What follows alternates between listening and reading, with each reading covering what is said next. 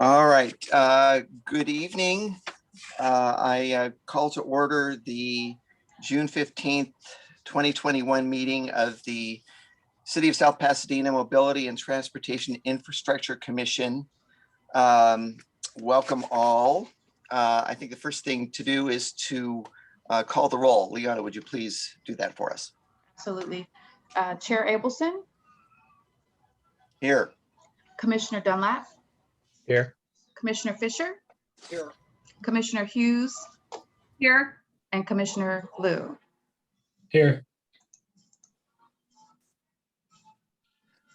Great, thank you. And I see we have council member and our council liaison Primith present, as well as staff. We have our regulars, Garrett and Leona and Tatavik.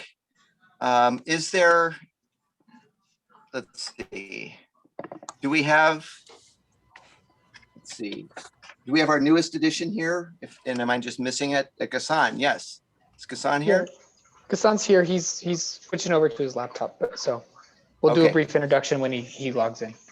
Fantastic.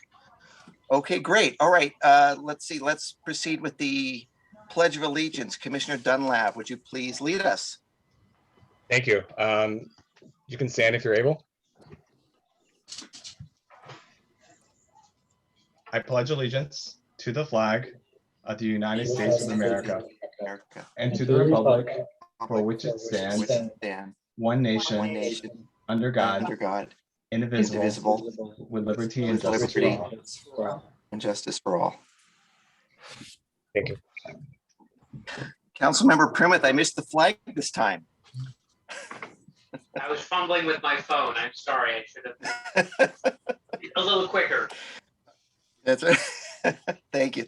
Thank you, Commissioner Dunlap. All right, so first up on the agenda, we have public comment, and Leona advises that we have two. So would you please share those? Absolutely. So the first one is from Robert Cowan. I am writing at the request of Larry Abelson and on behalf of concerned South Pasadena residents living along and near Monterey Road between Marengo and Garfield. We request that the following letter be read as public comment at the next South Pasadena Mobility and Transportation Infrastructure Commission. To summarize my and other neighbor concerns, I am a resident of South Pasadena. Living in a home we purchased on the corner of Stratford Avenue and Monterey Road. Cars and trucks, including Athens, Amazon, moving and other freight and delivery trucks speed by at speeds well in excess of the posted 30 miles per hour speed limit between Marengo and Garfield.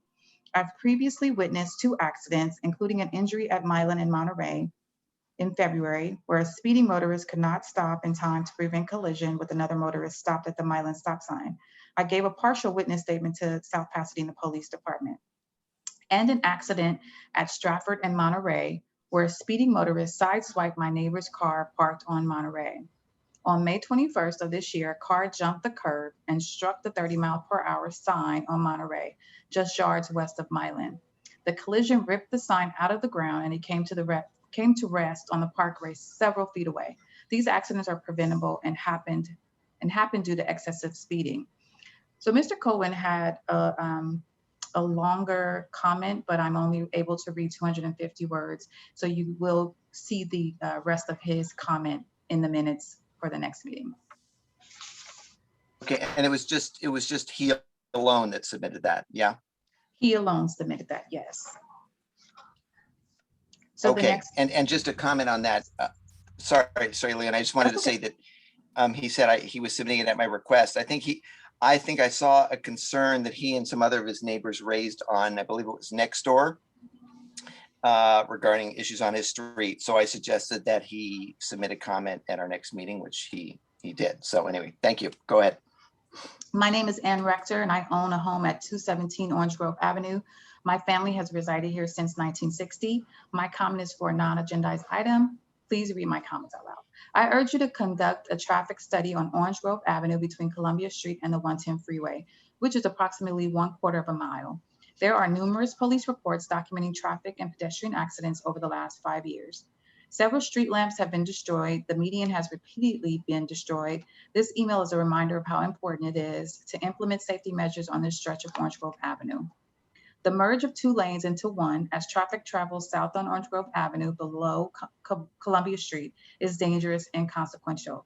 Thousands of cars daily travel this route. I have witnessed the dangers over my lifetime. Illegal freight trucking on Orange Grove Avenue only contributes to the danger and noise pollution.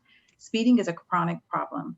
To date, there are no warning signs north of Columbia of the merge from 2 lanes to 1 as cars travel from South Pasadena into South Pasadena. There's a slippery when wet sign. A traffic study would provide key data and suggest appropriate and safe solutions. There were 2 more traffic incidents over the Memorial Day weekend. I had to call the South Pasadena police twice. Please support a traffic study on Orange Grove Avenue between Columbia Street and the 110 freeway. That's all that I have. Thank you, Leona.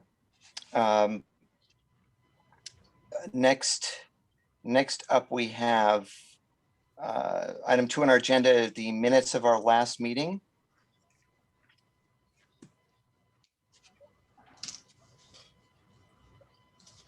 So I had submitted quickly while I was away last week some revisions to Leona that she incorporated. Has everybody had a chance to review them?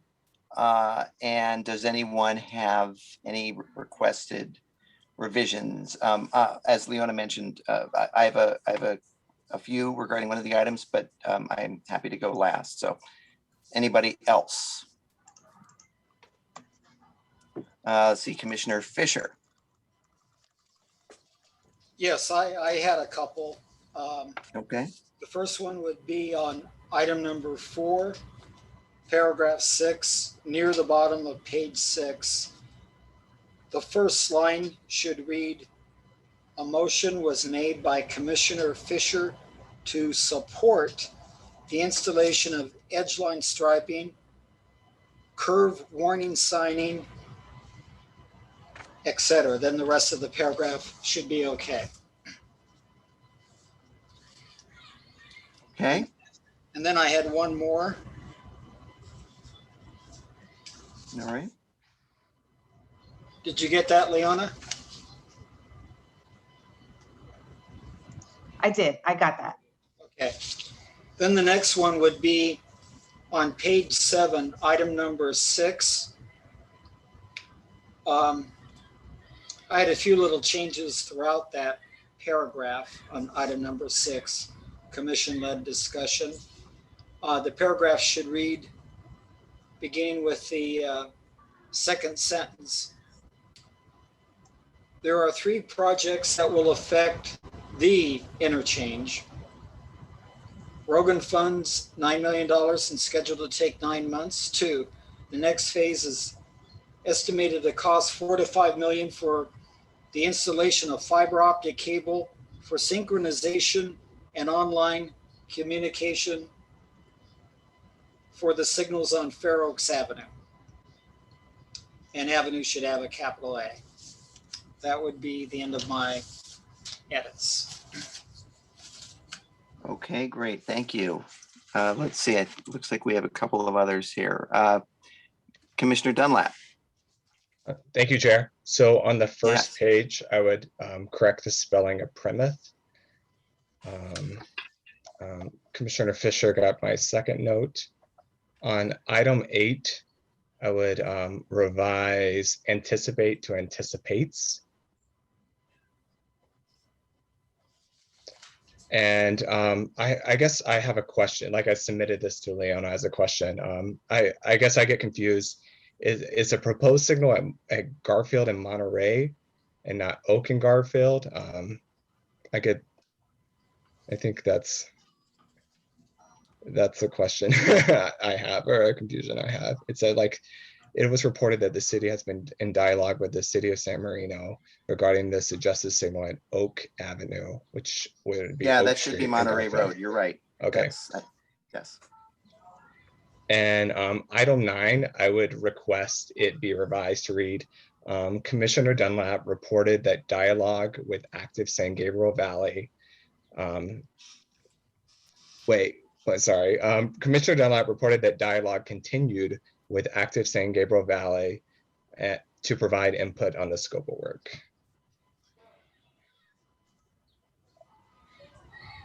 So change what's currently there to what you just said. Yes. Okay.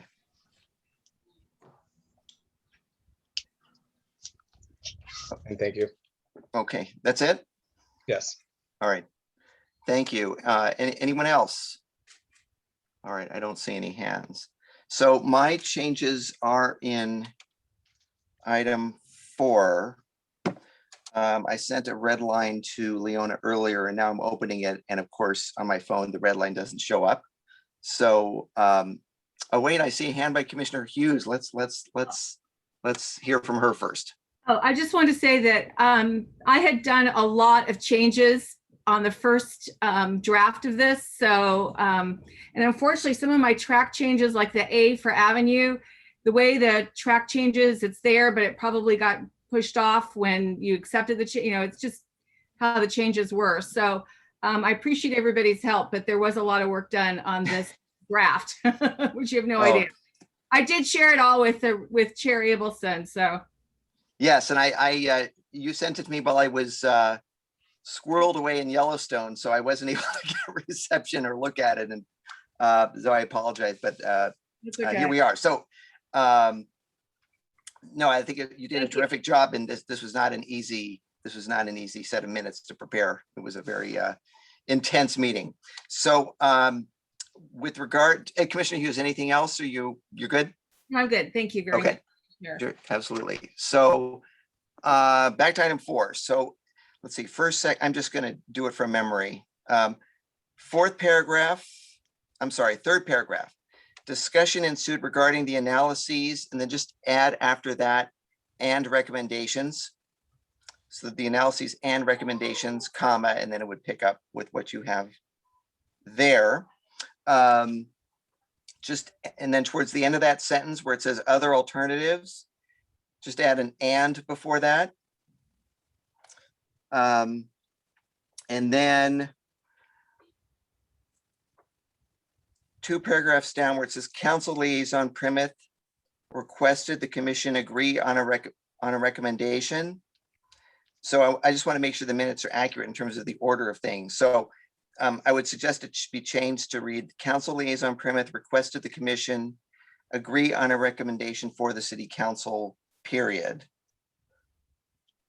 And take the rest of that out, because then what happened was, and I had the pleasure of watching the video again this morning.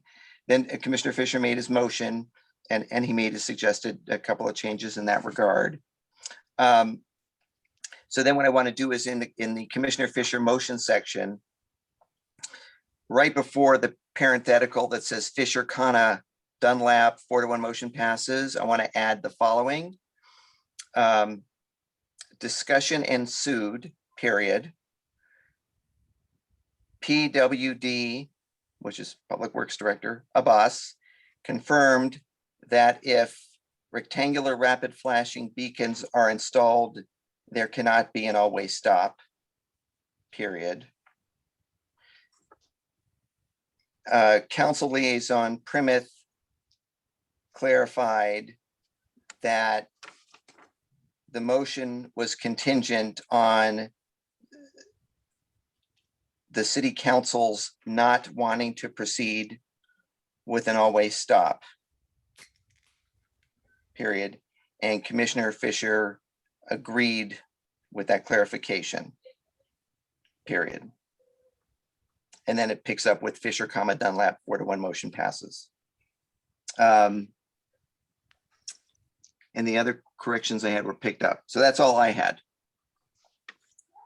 Does anybody have anything else? I see no hands. Mr.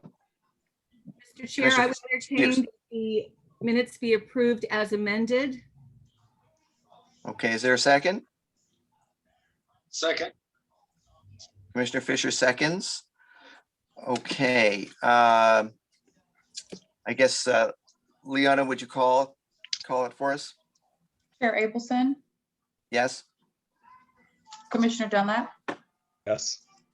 Commissioner Fisher, Yes. Commissioner Hughes, Yes. and Commissioner Liu. Yes. Okay, so the motion passes 5-0. Thank you, everyone. Next up, item 3, review and recommend that the City Council approve Senate Bill SB 1 resolution.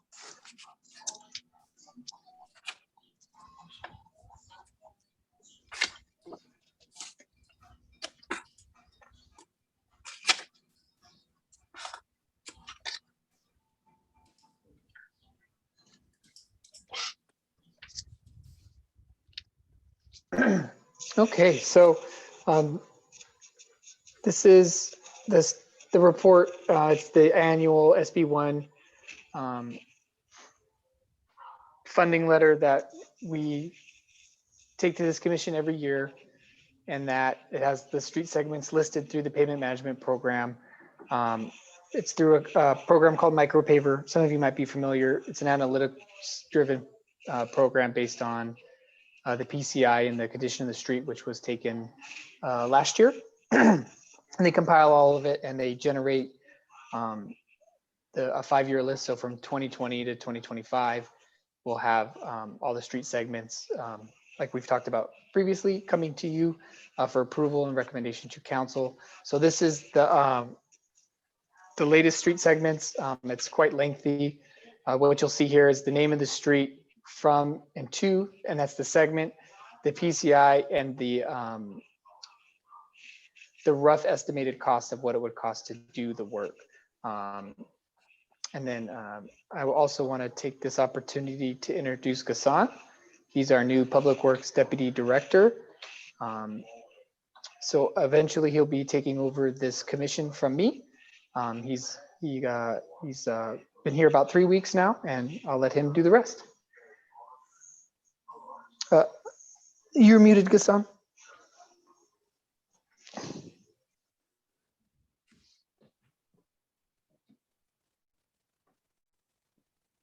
Okay. Can you guys hear me? Yes. Oh, wait, you're muted again. Muted again. I don't know why. Did you mute me, Liana? I'm not muted at all. No, we can hear you. You can hear me. Now Okay. it's good. Can hear you. Okay. Yeah, this is Ghassan Shelley. I came from, first of all, I've been with the city of South Pasadena for 3rd week. This is my 3rd week with them. I came from Los Angeles County Public Works.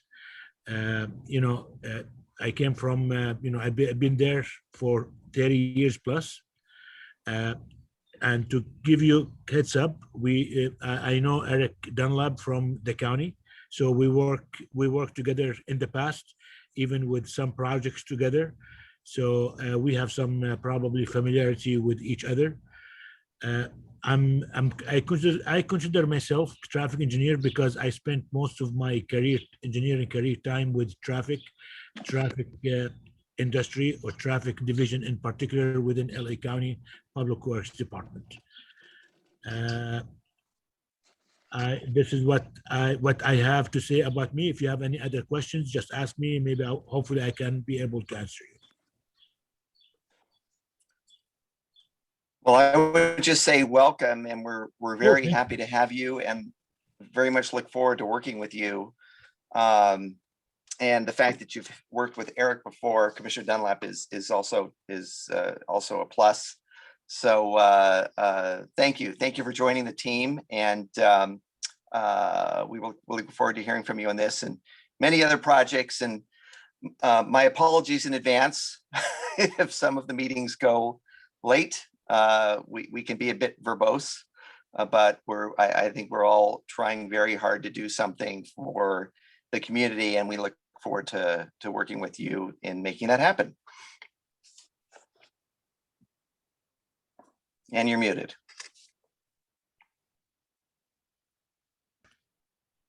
Let me just say one more statement before we keep going with our discussion. I feel very blessed, honestly, to be part of the engineering team and the team with South Pasadena. So honestly, I've been, this is my third week with them. I've been very happy and comfortable, and they are a great team. And and we're gonna definitely keep working together and produce a good work at the end of each day. Thank you very much, all. Thank you. Thank you.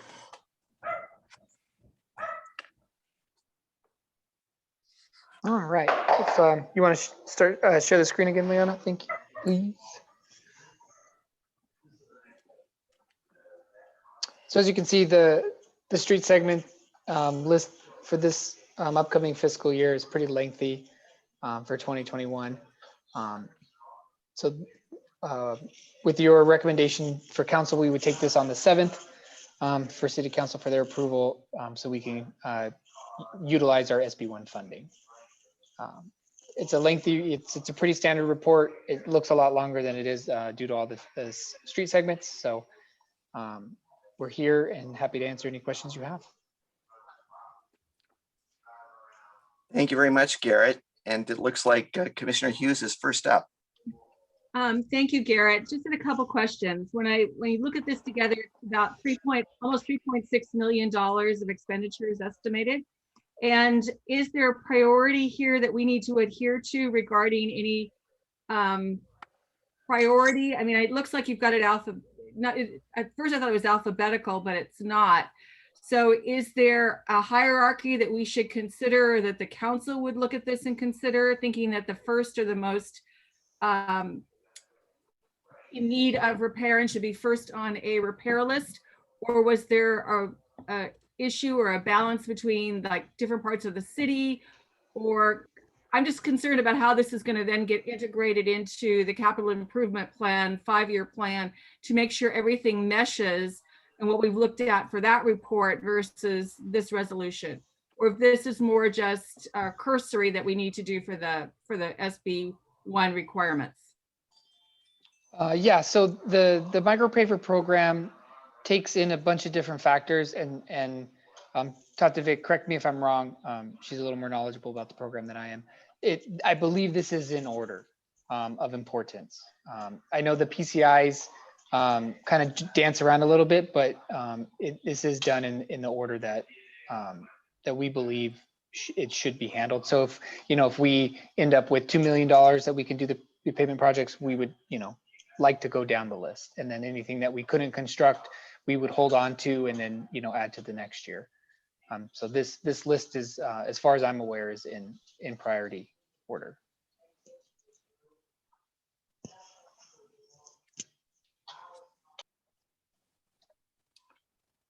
Okay, thank you both. Commissioner Dunlap. Thank you, Chair. Quick question, Mr. Crawford. Should it be fiscal year 21-22? We are a little behind. So council and the MTech has approved up to 1920, and the fiscal year 1920 street segments are almost done being designed by our consultant, and then it's our intention to go into construction for 1819 and 1920, and then we'll get the MTech's approval on the 2021 list, and then we'll bring back the list for the next 4 years to you at a future meeting. So that would be 21-22 to 24-25, and that would be approved, and then we take that to council, we get that approved, and then each subsequent year we will take those street segments into design and construction, design, construct, and design and construct to catch up. Okay, clear as mud, but I'll trust that you you know what's going on. So so the goal is to every 5 years we do a pavement management program where a consultant comes out, rates the pavement, puts in all the data so the analytical program can spit out the street segments for us. Okay. And then we take that as a group and we get that approved from you. With your recommendation, we take it to council. And then we, once we're caught up, it'll be whatever that fiscal year is, we'll design it and then construct it. The idea is to get the design done in the wet season, and then that way we're ready to go out to bid and construct in the summer. So that's the general plan. Okay, so are these scheduled to be constructed next summer? Yeah, so yeah, we'll need to, put this all into the CI budget, see what kind of funding we have through SB1 and all the other funding sources we have, like Cal Recycle grants, general fund, and other state funding, and then we'll see what we can do. And then once we know what kind of funding we have, then to award the project, that's when council will approve what's actually getting constructed. So if we have $10 million worth of streets designed, but we can only afford to construct 3 million, then when we go to award the project, that's when council would have that approval. Okay. And I think the last thing I would say is, these pavement projects are a good opportunity to update your crosswalks to high visibility where needed, or if there's any, I would say, pretty straightforward bike infrastructure that can be installed that doesn't require significant outreach, like you're not doing a reconfiguration or you're not taking away parking or anything like that. Sometimes these pavement projects are a good opportunity to try to incorporate those things. Yeah, no, exactly. When we did the Monterey Road pavement program and the traffic signal in Orange Grove and Monterey, all the striping's updated. So great, thank you. Thank you both. I think next up we have Commissioner Fisher. Okay, thank you. And first of all, welcome Ghassan to the city of South Pasadena. I'm glad you've decided to relocate about 3 miles north along Fremont Avenue. And the city could sure use your expertise, and we on the commission certainly look forward to working with you. So welcome aboard. So on the PCI ratings, my understanding is those were conducted within the last year. Is that correct? yes, sir. Yes. Okay, good. So we've got fresh ratings. I know when we had the other PCI ratings, they were starting to get a little old, and we'd look at the pavement on the street and say, well, this doesn't look like a 46 to me, it looks like a 23, and we'd have to second guess, but it's good that we have fresh data here that is at this point very objective data. We have talked before about having a program for the upcoming fiscal year. I know we're a year behind, but we've also talked about having a 5-year program so that if we can't afford to build it in year 1, maybe we can do it in year 3 or year 4. Garrett, I thought you had mentioned pretty soon you're going to present years 2 through 5, but I'm not sure I quite understand what you said about that. Can you tell us when we'll get years 2 through 5? Sure. So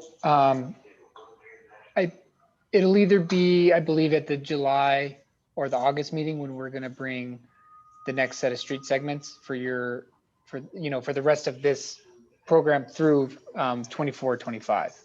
And that's when you'll have the chance to look at it and discuss it. So we were going to bring it all together from 2020-21 to the 24-25, but we need to make sure that we get this resolution to council the first meeting in July to make sure that we are eligible for all of our funding. So that's why you're seeing it kind of broken up, where the original plan was to bring it as one large pack. It'll still be a large pack. It'll just be missing this segment since you'll already have approved it.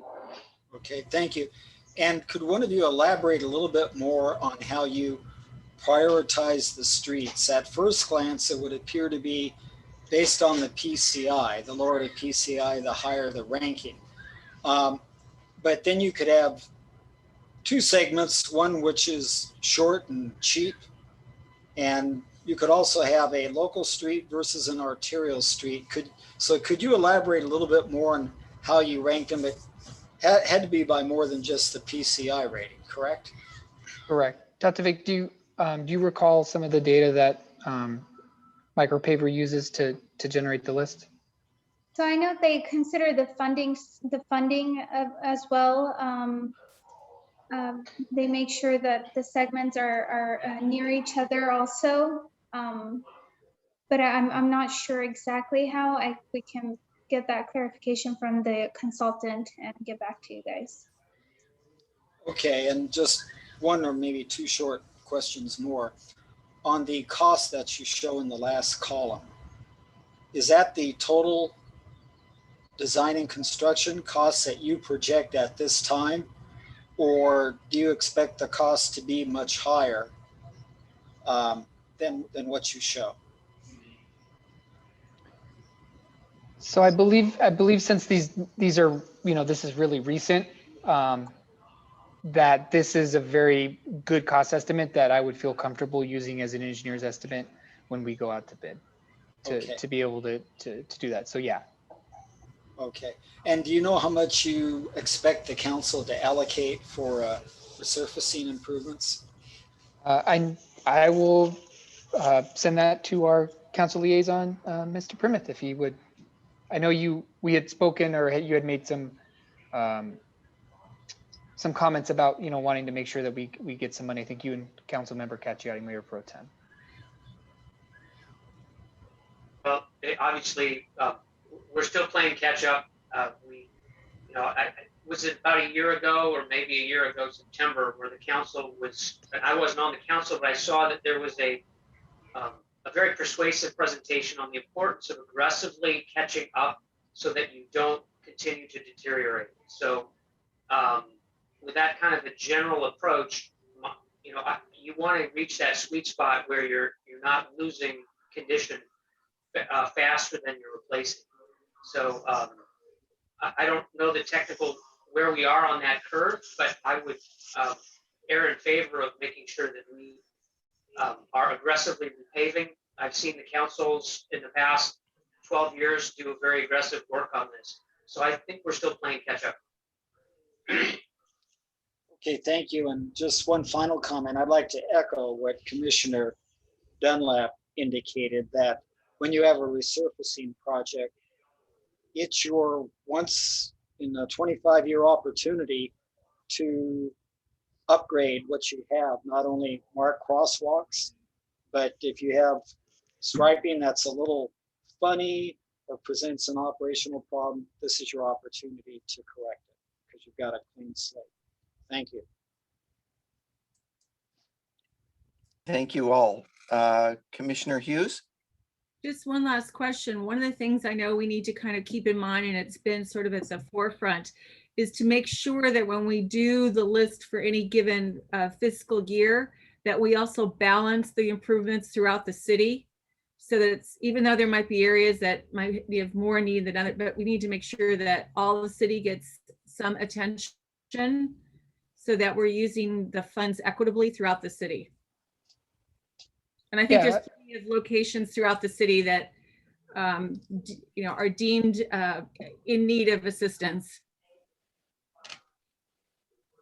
Yeah, I think the list is pretty equitable. It's just, when I was putting this together with Kassan, it does get relatively most, if you quadrant the city, it hits most of the quadrants pretty fairly. And then as you'll see, when you see the next set of segments, there's a lot of work throughout the entire city. So it's very equitable and very fair. And we know that, as staff, we don't want to not do work in one part of the city or another, because we know what that can bring. Council Liaison Primith. Thank you. Chair Abelson, I actually want to let you have your questions. I just want to get in there that I do have a couple questions. I want to make sure all the commissioners have a chance to ask first. Oh, okay, great. All right, well, with that invitation, I'll ask a couple of quick questions.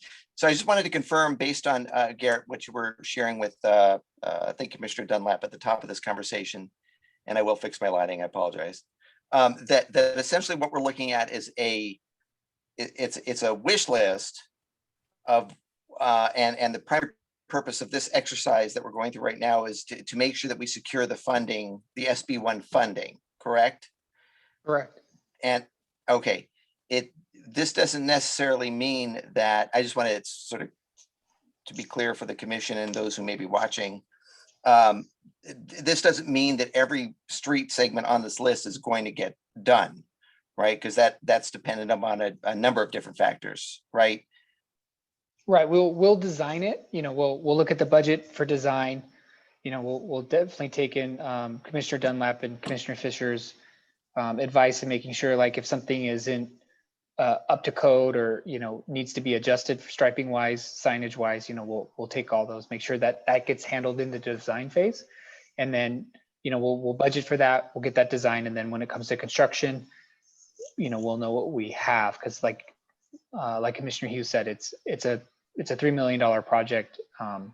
So we'll try to secure all the budget at once. And if we can't, we can then, work to figure out, how we're gonna parse the budget that we do have. Sure, and I'll just, reflect that staff typically, when looking with designing these projects, takes into account whatever needs to be done in terms of upgrades with the curb and gutter, if there's adjacent sidewalk, utilities, etc. It's all done at the same time, which makes a heck of a lot of sense. What that also tends to sometimes exponentially increase the initial cost estimate. Because I look at these cost estimates, I know Commissioner Fisher, and I know we don't need to sit and agonize over them right now, but looking at the cost estimates and based on our experience and having painstakingly worked on lists for several years, this and the prior commission, some of these numbers seem curiously low. So I just wonder what I was looking at them, I was thinking, well, are we talking about street reconstruction, or is this possibly just slurry or a combination? Right, it's everything. What are we looking So at? yeah, it's some of them are complete mill and fills, where we're going to take, we're going to go, 4 inches down, repair base, and those are going to be the expensive ones. The other ones that are really like the $7,000, $10,000, those are slurry seals. Those are oil coats. Those are very minimal, and those are, you'll see that those are. You may know better than I, but just from my maintenance background, those are, probably full mill and fill projects that were done 4 or 5 years ago that we're just trying to preserve. We spent the money, we spent the $100,000 to do the segment 5 years ago. Now we're just trying to keep it, from deteriorating to where we have to do another mill and fill in 5 years. So if we can spend it, 5 or 8, prolong the life, another 4 or 5 years, to then maybe we need to do a micro seal or something instead of a full mill and fill in 10 years. That's what we're trying to achieve. Is like Council Member Primmett said, we're trying to mathematically get on that curve where we're spending a little bit of money so we don't have to spend a ton of money, further down the road and make sure we're sustainable in our endeavors. So yeah, and I know previous directors, they like to do it's not a complete street, but they want to do all of it, curb, gutter, sidewalk, and all that. I think we're more interested in doing the street segments and the ADA ramps and all the stuff that makes it compliant. And then on the other side, we're doing sidewalks separately. So not that they won't get done, but I believe that's the direction we're heading under our current regime. So. Okay, and that's a cost control function, I'm guessing. Right. Yeah. So that way, Sure. Okay. more roads get fixed. I mean, I know people who lived on those streets were super happy back then, but other people felt left out. So I think that's the guiding principle behind that. It all it makes perfect sense. Thank you. One last question, then we'll go to Council Liaison Primmett. At some point, you reach at some time you reach a point where there's a decision point, right? That all of these streets, to do all these streets, would cost more than the available funding. It's possible that could happen. At that point, would you be coming back, for example, to us to say, hey, this is the initial list, this is the amount of funding, there's a delta, and we need to make some decisions? Is that something that you would possibly come to us to discuss, or how might you handle something like that? I probably Or too early to won't tell. be involved personally at this point. So that's something I think Ghassan and Shahid would figure out. And I know it's generally speaking, it's the council and the public's will that we involve the commissions, often and get public input that way. So I definitely think that's on the table. But the final decision would be between Ghassan and Shahid for that. Okay. Okay, thank you. All right, Council Liaison Primmeth. Thank you. Chair Abelson, you asked the question I was going to ask. That is the involvement of sewers and gutters in some of these projects. And I was really delighted to hear the answer that, yes, you're considering them, but at the same time, you're not going to perform any kind of extensive gutter and sewer that would trim back the amount of road repair that we do, because we really need to get these roads resurfaced. So I'm glad that was kind of an embedded choice, and it's good to say that. I think it is a policy decision, and I agree with it. I have a very small point, and that is the Huntington segment seems to consume about $1 million of this. One small point is that on the South Pasadena side, Maple is Maple Street, and on the Alhambra side, it's Maple Way. And then there's a cryptic reference to end of AC. And my overall question is, are you doing the entire Huntington between city limits and Fremont? Is that really essentially what this is?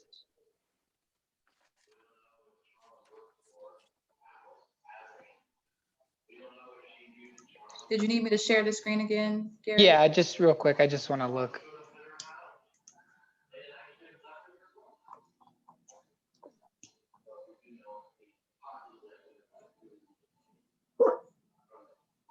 Right there, top Maple. of that page. Yes, yeah, all of Huntington. That's what that looks like from a.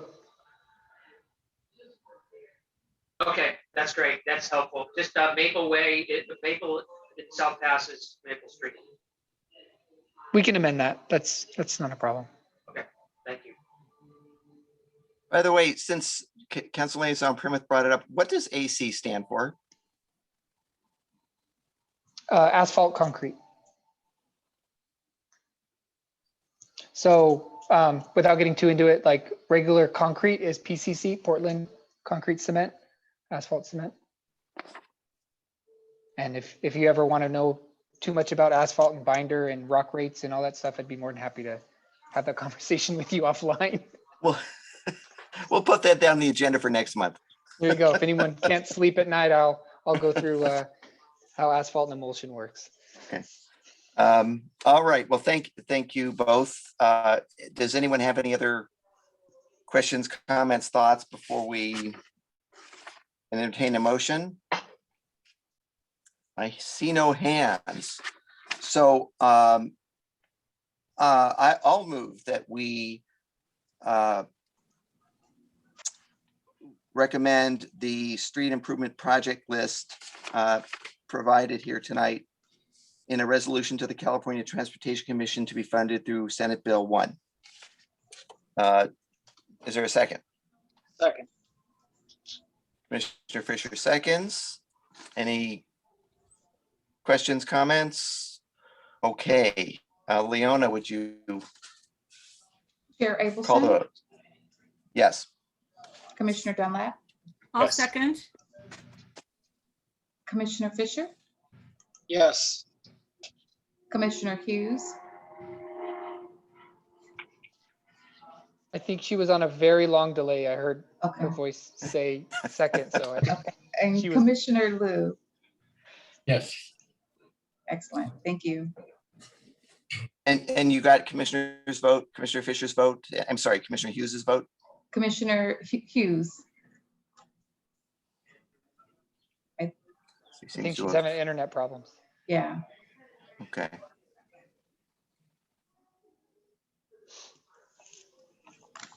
Well, we at least have 4-0, yes, yes, and probably 5. So if it's all right with everybody, we'll move forward, and then when Commissioner Hughes reconnects, we'll just confirm with her vote if that's all right. Just so it's on the record. Okay. yes. All right, great discussion. Thank you, everyone. Next up, go back to my agenda here. Yes, item 4, proposed revisions to the neighborhood traffic management program. I will hand that off to Tatovic. Her and Ghassan worked on this, so I will let them have the floor. All right, thank you, Garrett.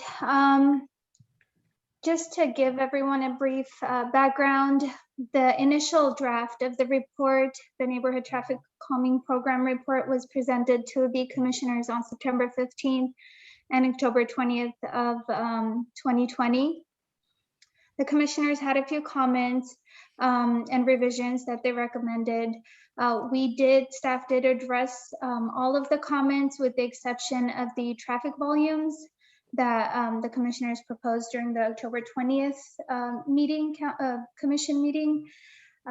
The limits that they that they recommended was 500 vehicles per day for local roadways and 1,500 vehicles per day for collector roadways to be eligible for traffic calming. Unfortunately, after further consideration, we determined that the recommended volume thresholds were too low, which would generate unmanageable number of requests for traffic studies. And we want to be able to prioritize and identify the most problematic segments that we can include in this study, in this program. So we did put for our recommended volume thresholds are to increase the local roadways from 500 vehicles per day to 1,500 vehicles per day, and to remove the collector roadways from the eligibility criteria. Should the commissioners recommend the collector roadways to be included into the program, we recommend using the peak hour volume to capacity ratio of 0.8. This is because the geometry of the collector roadways varies throughout the city. So it's difficult to analyze based on one set value threshold limit. And I do not have any additional comments. If you have any questions, feel free to ask. Okay, thank you, Tatovic. I'm sure there will be a robust discussion about this, but I at this point, first let me make sure, strike that. Any questions for Tatovic? Commissioner Liu. Hi, Tatovic. For the VC ratio of 0.8 for the collector roadway, what is the capacity, the daily capacity that the city is using for collectors? I don't know what the value is. Ghassan, do you happen to know how the 0.8 came about? Honestly, I don't have the value at this moment because I need to look at what city of South Pasadena is using. Maybe they use different or specific value. So let's not talk about it till maybe we can probably get into it, dig a little bit more and find out first before we give an answer. Okay, thank you. Thank you. I'm going to make sure I go in the right order here. Okay, Commissioner Dunlap. Thank you. And I'll start out with my questions. I do have some comments just as a practitioner that I would like to share, but I can share that later on. I guess my questions are, how many requests does the city get annually, like traffic calming requests, and how are those requests handled currently? Tedrick, do you have an answer since you've been here? So I don't have a number for annually. I can approximate within like a month. It does vary, but I would say maybe on average, a couple of weeks actually. Okay. We'll get, what we do in-house, we'll perform our initial assessment. We'll go out there during peak hours, see whatever the problem the resident is concerned about, if the problem exists, and then we proceed with any data collection for any additional studies. If we can't do it in-house, we'll go ahead and hire a consultant to perform the study for us. And is the intention for that process to continue if this program is adopted? Yeah, that will definitely continue. Mm-hmm. Okay, so if a resident is on a street that doesn't qualify for this program, there still is a process for the city to look into their traffic safety concerns. Yeah, we'll continue the same process. We'll install any striping signage that's necessary to improve the issue. Okay, and so I noticed that the document on page 9, step 6 references a speed hump policy. I haven't seen many speed humps in the city. I'm curious if that's accessible, if you could provide that, or is that available, the city's speed hump policy? I can email it to you. We Cool. have it. We should have it on site too. It was passed a long time ago, the ordinance, but we can share that with you. All right, and a couple comments on the document itself is on step 2, page 7, it talks about the area of impact. So that's where the city might feel additional signatures are needed. And currently in the document, that's defined as streets within 100 feet of the affected area. Is that correct? Like streets within 100 feet? That seems pretty not far, you know? I wondered if that should be like 1,000. Okay. Just, I mean, you can look into it. And then, let's see. Awesome. And so that concludes my questions. And yeah, I'd like to make some comments and just share a little bit later after questions. Fair. Thanks. Thank you. Commissioner Hughes. Thank you, Mr. Chair, and thank you, Tetlevek, for putting this together. My only concern kind of is overall from a 30,000 feet is it seems very non-user friendly. I'm concerned that the average resident is going to have a hard time with this and understanding the intricacies of how they go through the process, how they start the process. And I'm surprised when you say you get X amount of inquiries a week regarding calming, because I can think in the last few years of only, help me fellow commissioners that know this, maybe 25 streets that we've really heard of, and that might be pushing it, that people have really come to the table with great concerns. So I worry that saying that this might be over cumbersome and take too much city time and expense. I think it's a topic that's been forgotten for many years. And it's been slowly, like our street conditions have been tackled. A lot of it, I think, was put on back burners as we fought the 710. But I do think that we really want to make our process, our communication, very user-friendly to our residents. And I think there might be some ways that we can massage this to make it a little more palatable, a little more understandable, so that they understand, because I think the average resident has no idea what a collector street is. So they're not going to know whether their street qualifies, doesn't qualify. I just think we need to kind of maybe take another look at it from a language and not necessarily an engineering standpoint, but a customer-friendly standpoint, if there's a way we could do that, because I just have a concern. And I do think we need to make it as accessible as possible and as easy for the residents to be able to have their concerns addressed and not make it very cumbersome with lots of petitions and lots of signatures, because I think we're a small enough city that we can be more user-friendly.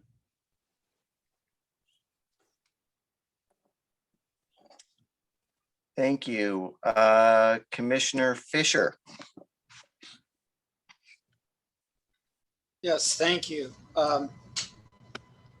I'm sympathetic to the staff's request to make sure that we don't unveil a program that is not manageable by the limited staff that we have here. Now, I'm pleased to see we've brought on one new manager in the name of Gassan, and that's good.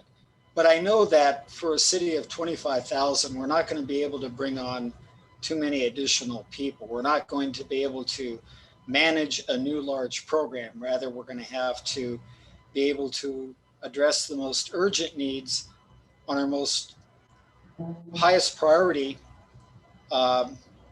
local streets within the staffing that we have. So I haven't made up my mind on this issue, but my question is, how did you determine that you needed to raise the threshold for local streets from 500 to 1500? How did you determine that that would be the point at which you would be overwhelmed with requests?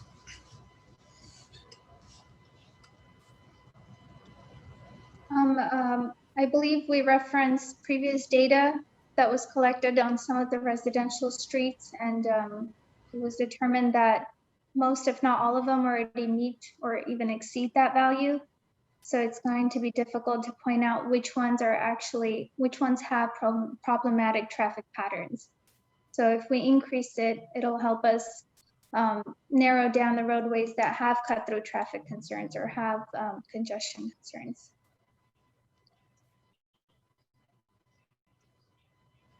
Okay.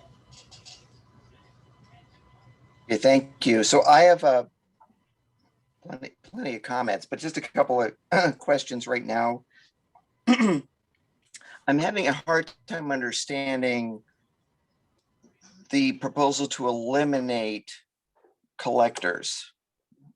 And then if we are to include them, to change it from a volume threshold to this ratio. I know you touched on it, but I don't quite understand. So if either of you could help me understand why it is that collectors should be excluded, or if they are included, why we should be using a different approach, that would help me. Just keep it simple.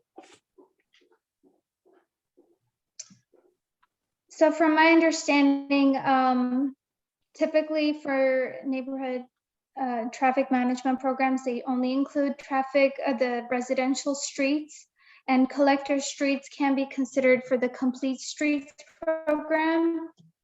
So they wanted to prioritize the residential streets for the program, and include the collector ones for the complete streets. As far as the ratio is concerned, I'm not too knowledgeable on that. I can give you guys more information at a later time. Okay. And whatever the thresholds are, whether they're the ones we've already agreed on or something different, staff has the ability, as we sit here, we don't know what kind of volume of requests you're going to get for actual neighborhood traffic management plans, right? Because we haven't unveiled this. Is that fair? So assuming whatever the vehicle thresholds are in the plan then is approved by city council, it's announced to the community, and there's this flood of requests, which I'm confident is not going to happen, but let's say it does. Staff still has the ability to prioritize, right? Now, whether you get 1 request or 10 requests, you take them in a certain order, and I'm assuming internally you're going to look at them and assign some kind of priority to them, yes? So that whatever the thresholds are, if you get a lot of them, there's got to be some way of determining which ones should be handled first, right? Right. Hedvig? It's difficult to comment on that because from my understanding, we do have to do an initial study anyway. Data collection might be required to determine to determine if there's an issue with the volume, but so would it just be, and I apologize for interrupting, so would it just, as you sit here, would it just be you take them chronologically as they come in, you would address them? Probably not. Probably not. To answer your question, no. Probably depends on the volume. Okay. Yes. Not. Thank you. That's no. The answer is not first come, first serve. No. Okay. Definitely. Thank you. That answers it. Thank you so much. Let's see. More hands. Commissioner Fisher. Yeah, I would just like to point out the difficulty in saying, regardless of the number of requests you're going to get, you're going to do them in priority order. They don't all come in at the same time. One comes in June, one comes in August, one comes in November. You get started on the one in June, the one in November, and you're well along. And then the one in November comes in and you're saying, gee, that's a higher priority, but we're so far along with this other project. It becomes difficult unless they all come in at one time to prioritize them. And you tend to just do it in kind of chronological order. The other thing I wanted to comment on is the difficulty we had in Los Angeles in undertaking collector streets. The tricky part was that a local street is only intended to carry local traffic. However you draw your area of influence, only the local homes that must use that street. Whereas a collector's street is allowed to have some through travel because it carries traffic from the arterials to the locals. And it becomes a little bit more difficult to determine if traffic on a collector's street is really pure local or pure arterial, or that connecting link from the locals to the arterials. So there's a whole number of questions that come in when we're trying to look at collector streets. So while I think in the long term we may want to include them, I think it's so much more straightforward if we're dealing only with local streets for the time being. Okay, thank you. Let's see, next, Commissioner Hughes. Thank you, Mr. Chair. Just a quick question. The other thing I wanted to comment on was in looking at it, do we need to include, and I didn't see it maybe called out, whether there had been a series of accidents at a given street or location, or because I said, they're requesting for calming, speeding, but whether or not that gets some sort of priority if there has been fatalities, collisions, property damage, something of that nature, whether that would get a priority and that should be called out, and whether we acknowledge that in this plan. I'm glad you brought it up though, because honestly, number one priority, especially when it comes to fatality, would be definitely high priority. Okay, definitely we were in discussion with this issue in the office a few days ago, even, as a matter of fact, last week, and we did not come up with a decision how we're gonna look into it. But definitely accidents, number of fatalities, and injuries would be taken into consideration when we do the study. Thank you, Kasan, because the one thing we've heard from residents that have come and given testimony is a lot of times they're the ones that know what might have occurred, particularly given street or intersection. Oftentimes it doesn't even get to the police department, or it might not get to public works, but the community knows what's happened.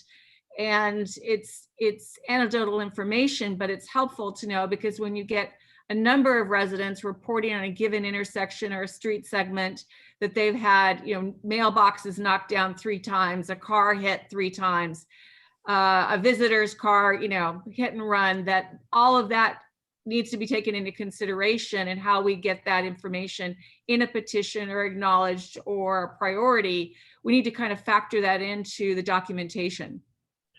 Indeed, I totally agree with you. And you said something very valuable. Some of the accidents, or I don't know what's the percentage, but they don't get reported to the police department. So we have no record for it. Right. Thank you. Thank you. Commissioner Dunlap. Thank you. I think I want to share just some, I want to make this as best a process as possible. And as a practitioner who has experience, the agency I work for is much larger than the city of South Pasadena. So we certainly experience our own challenges that are unique to a large agency. I would suggest, I think neighborhood traffic management programs were kind of the rage around 10 to 20 years ago. And there were a number of jurisdictions that adopted these types of programs, and you can find those in a Google search. I would really recommend reaching out to the people who manage those programs and have a candid conversation about their experience with the program, how sustainable it was, how resource intensive it was, and if they would have any recommendations on how if they would embark on that today. My overall concern with the program is that I think that we're somewhat like setting ourselves up to fail and get yelled at by residents. You know, by the time a community member has learned about this process and gone through the steps and gotten a petition, you know, they've invested a significant amount of time, and they're really going to expect the city to do something. And so, you know, you're setting yourself up for a really hostile community meeting if they've gone through this entire petition process and this community 51% process, and then the city says, well, our data shows that we really can't do anything. And, you know, to a resident, that feels like you're saying, you know, your concerns aren't valid. They're not a priority. And so I think that really, it puts you as a city staff in a very difficult position. Also, I would say there are two aspects of the program where it seems like the city has an out. If you like on stage 2 on page 11, so after you've been through the 2/3 petition process and you've reached the 50% neighborhood consensus, and your initial recommendations didn't work, so your stage 1 recommendations didn't work, it says if funding is not available, then the process stops and the petition will be closed out. And for someone who's like put so much time into this process to get to that step, and you know, you were saying the stage 1 doesn't work, I certainly understand funding concerns, but that's frustrating to community members. Also stage 8, so the very end, and the process right now recommends a public hearing. I don't know, and I'm not a legal expert, I don't know if a public hearing is needed or is required for these plans, or if it can just go to council as a normal agenda item. But it says after it's been approved by council, if the project remains unfunded for 3 years, and if funding does not become available within the 5 years, then the project will be closed out and the neighborhood will need to be reevaluated. That's frustrating for community members, because you brought them through this entire process. You've come up with these recommendations, and you sum up. I don't like wasted their time sounds really negative, but it's frustrating, you know, like to go through that whole process, and the traffic patterns probably really haven't changed in those 5 years. Some of you have probably lived in South Pasadena 10 years, and the problems today have been around 10 years. So I think that's somewhat my concern with the process as is. And I want to be supportive and offer a suggestion, but I also want to like the city to have a program that's is accessible to everyone, and you know, it's for working with residents on a broader neighborhood-wide scale. And I think I've seen two ways of doing this like sustainably. One is to identify your funding capacity that you have to manage this program. So if you have $50,000 annually, if whatever you want to commit to this program, say, you know, how many streets can we do? You know, and, you know, we're just going to program it. We're going to divide the city up into zones, and we're going to say, have a press release, and we're going to say, you know, the city is embarking on a neighborhood traffic management program. We're doing 2 communities a year for the next 5 years, or whatever you want to say. I've seen the Los Angeles County Department of Public Health do that somewhat with their pedestrian plan efforts, where they select different communities, and then they'll have a CBO do the outreach and the engagement, and come up with the traffic calming ideas, and those will get packaged with a planning consultant and reviewed by Public Works into a plan. And then that plan, as your payment program is implemented, you reference that plan and you implement aspects of that plan when you can, like over time, over 2 years, over 10 years, over 20 years, ever how long it takes.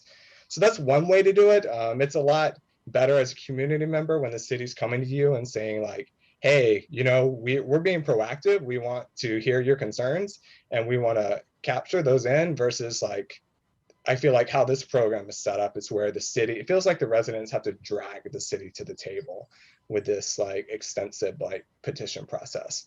So there's that. I've also seen, I know the city of Boston is like it's a much larger city, but they have their Boston Slow Streets program. And basically it's what it is, it's a neighborhood traffic management program where they let resident groups apply to be selected. And they say, you know, we have the funding to do 5 of these plans each year.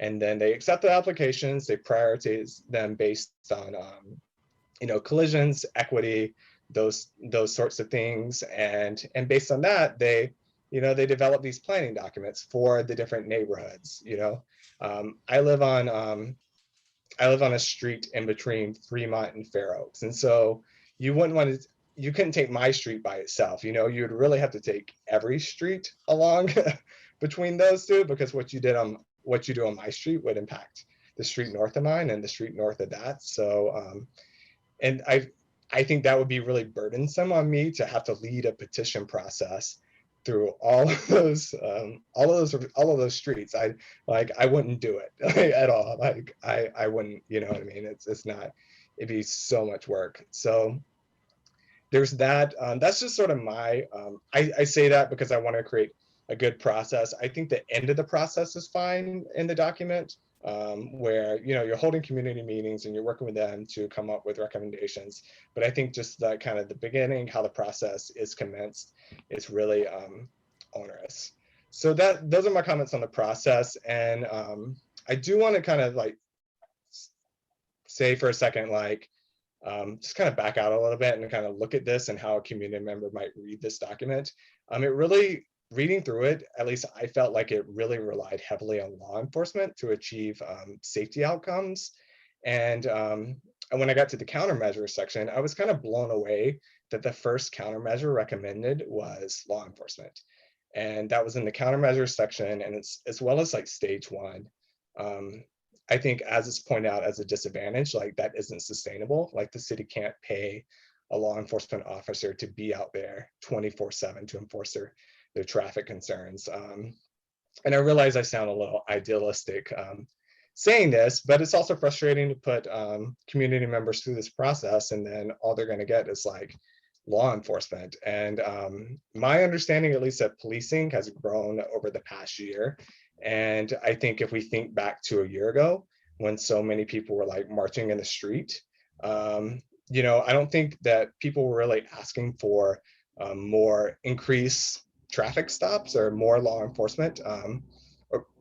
And like, I think the fact that stage 1 involves this, it just comes across, it might come across just a little tone deaf in 2021. So I don't know if we need to have law enforcement in the document. I see this more as this kind of program as an engineering program. You know, I just suggest that the language be included to describe like how enforcement will be applied, and to be transparent about how it's going to be focused. If you need it, I would definitely focus it on those really high speeds, like the drivers who are driving super fast, as well as driving under their influence, and those primary collision factors that are difficult to, at least driving under the influence is difficult to prevent with engineering countermeasures right now. But you know, if we don't need enforcement in this document, if this is more of an engineering document to get us to engineering countermeasures, I don't see any harm in just like kind of removing that as part of the document. That's just my suggestion, but I definitely wanted to communicate that. Thank you, Chair.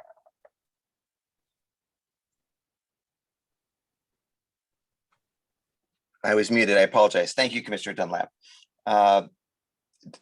Well, we've clearly moved on from questions to comments. So does anyone, I have a number, but I want to let others speak first. So does anybody else have anything they want to, any comments they want to share at this time? Commissioner Hughes. Thank you, Mr. Chair. Just kind of to dovetail what Commissioner Dunlap said.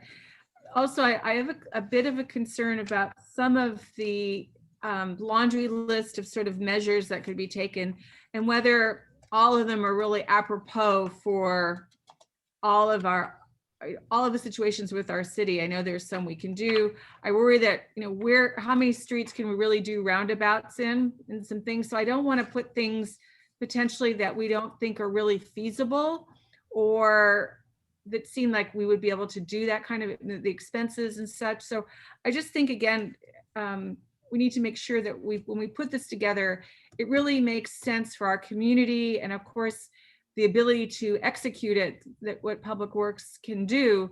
But again, I think it needs to be that sort of combination document that's user friendly, but also has the balance of being able to be achievable. And I really appreciate Commissioner Dunlap's comments about maybe another way of looking at it, with, again, allocating funding and soliciting for projects, and let the community know that if they have concerns about a particular street or intersection or et cetera, that this is the time to let the city know about it, so we can create sort of an application situation and then know what funding's been allocated. Then certainly there could be exceptions if there's all of a sudden a fatality accident somewhere. So I just know if we can maybe again take a fresh look at this. Right, and just as a reminder, this commission, I know a couple of new members have been on it, but this program was mostly approved, and we're just really trying to focus on those numbers at this point. So if we could, maybe continue to focus on that, so we don't stray too far from the discussion. Garrett telegraphed some of my comments. Commissioner Liu, I think you wanted to share. Yeah, I'll respect the I guess the comments of the previous MTIC commission, well, at least the commission before I've been on it, and focus on the proposed changes. And I think I can provide a little bit of color to the numbers. Honestly, after reading through this program, I think the numbers would be the easier things to meet, as opposed to some of the latter steps. But I do understand the desire to move a threshold for 500 vehicles per day. So some background, I manage NTMPs for the city of Pasadena. I'm managing 4 of them right now. Every city kind of calls them slightly different things. So I completely agree that moving the traffic threshold from 500 cars per day to 1,500 makes sense. And I think, just as a little bit of color, 500 vehicles per day on a local is pretty low. We see those counts on streets that really do not get cut through traffic. These are streets that would typically have maybe 40 to 60 homes on them. So for 2 blocks of single family homes with no one else accessing that road besides the people who live there, and maybe the mailman and some delivery vehicles. So with regards to just this proposed change, I support it. It makes sense to me. But I would like to see kind of a little bit more information maybe included in the report about, what you're using to calculate the daily VC ratio. So that may be a, vehicles per lane per day on a collector. So that would kind of accommodate both a 2-lane collector. And I don't know if we have 4-lane collectors in the city, but if that were the case, that would kind of scale up, and there are industry standards for that. So anyways, that's all I have comment wise. Thank you. Thank you, Commissioner Liu. Anyone else before I dive in? Okay, brace yourself. Okay, so I want to sort of take us back, as Garrett sort of alluded a couple of minutes ago. This commission, of course, sans 2 of its current members and with 2 prior members, reviewed the proposed plan, which was prepared by, I think it was Interwest. And we looked at it in September of last year, made a number of observations and comments and recommendations. And then it came back, and one of them, by the way, was there was a concern that the traffic volume and neighborhood consensus thresholds are too high. And so it came back to us with a lower number. I think the original number was, believe it or not, 2,500. And then it came back to us at 1,000. This is for local. And we were still concerned about the threshold amount, and there was much discussion. And then we came up with a list of we approved the plan, or recommended moving forward with the plan with a number of recommended changes, as Tatovic mentioned. And by the way, one of the changes, Commissioner Dunlap, was the removal of that sentence regarding the sunset. This business of the 3-year and 5-year sort of statute of limitations on the project was supposed to be removed, but I see it's still in this version. And that's in the minutes of the October meeting. So for me, I was looking at this and thinking, okay, well, we've already went through this, and it was a thorough process. And I think, well, what has changed? What is it that's different between September, October of last year and June of this year? I'm also concerned about the fact that it's been 8 months, but why would we reconsider what we've already decided? And I don't see anything here. There's no, besides the fact we have 2 new commissioners, there's no data. There's nothing here that suggests, okay, well, we understand what you decided before, but based on some new or different information that we've uncovered, you need to relook at some of these very important thresholds. So that concerns me. I did a little Googling. I did it then and I did it again. And it was interesting, and Commissioner Dunlap and Ghassan can correct me if I made a mistake, and it's bound to happen. But for example, the County of LA has an NTMP, and that number is 500. And they don't distinguish local and collector. It says primarily residential. That's what the website says, at least. Then I looked at the city of Sunnyvale, and I had mentioned this back in September, which is a city that's what 6 times as large as ours, and its threshold is 1,000. So we're a much smaller city, and to have in my opinion, artificially high thresholds freezes out many streets that may otherwise need attention. And I'll just give you a selfish example. I live on a street that undoubtedly and supported by data is used as a cut through, unquestionably. The number we have for vehicles per day that's been provided to us by the city of Pasadena is 1,300. So 200 less than the proposed threshold. So that means that because that this street is 200 short, and it's a local, by the way, it would not qualify. And that would be insane to me, because the cut through traffic is beyond belief.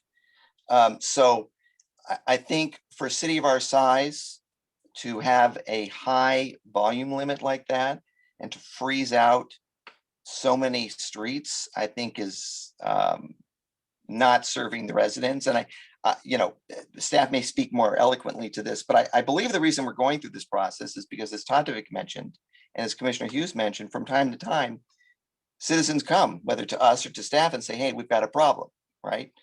Whether it's Arroyo Drive or Monterey Road or Orange Grove, whatever.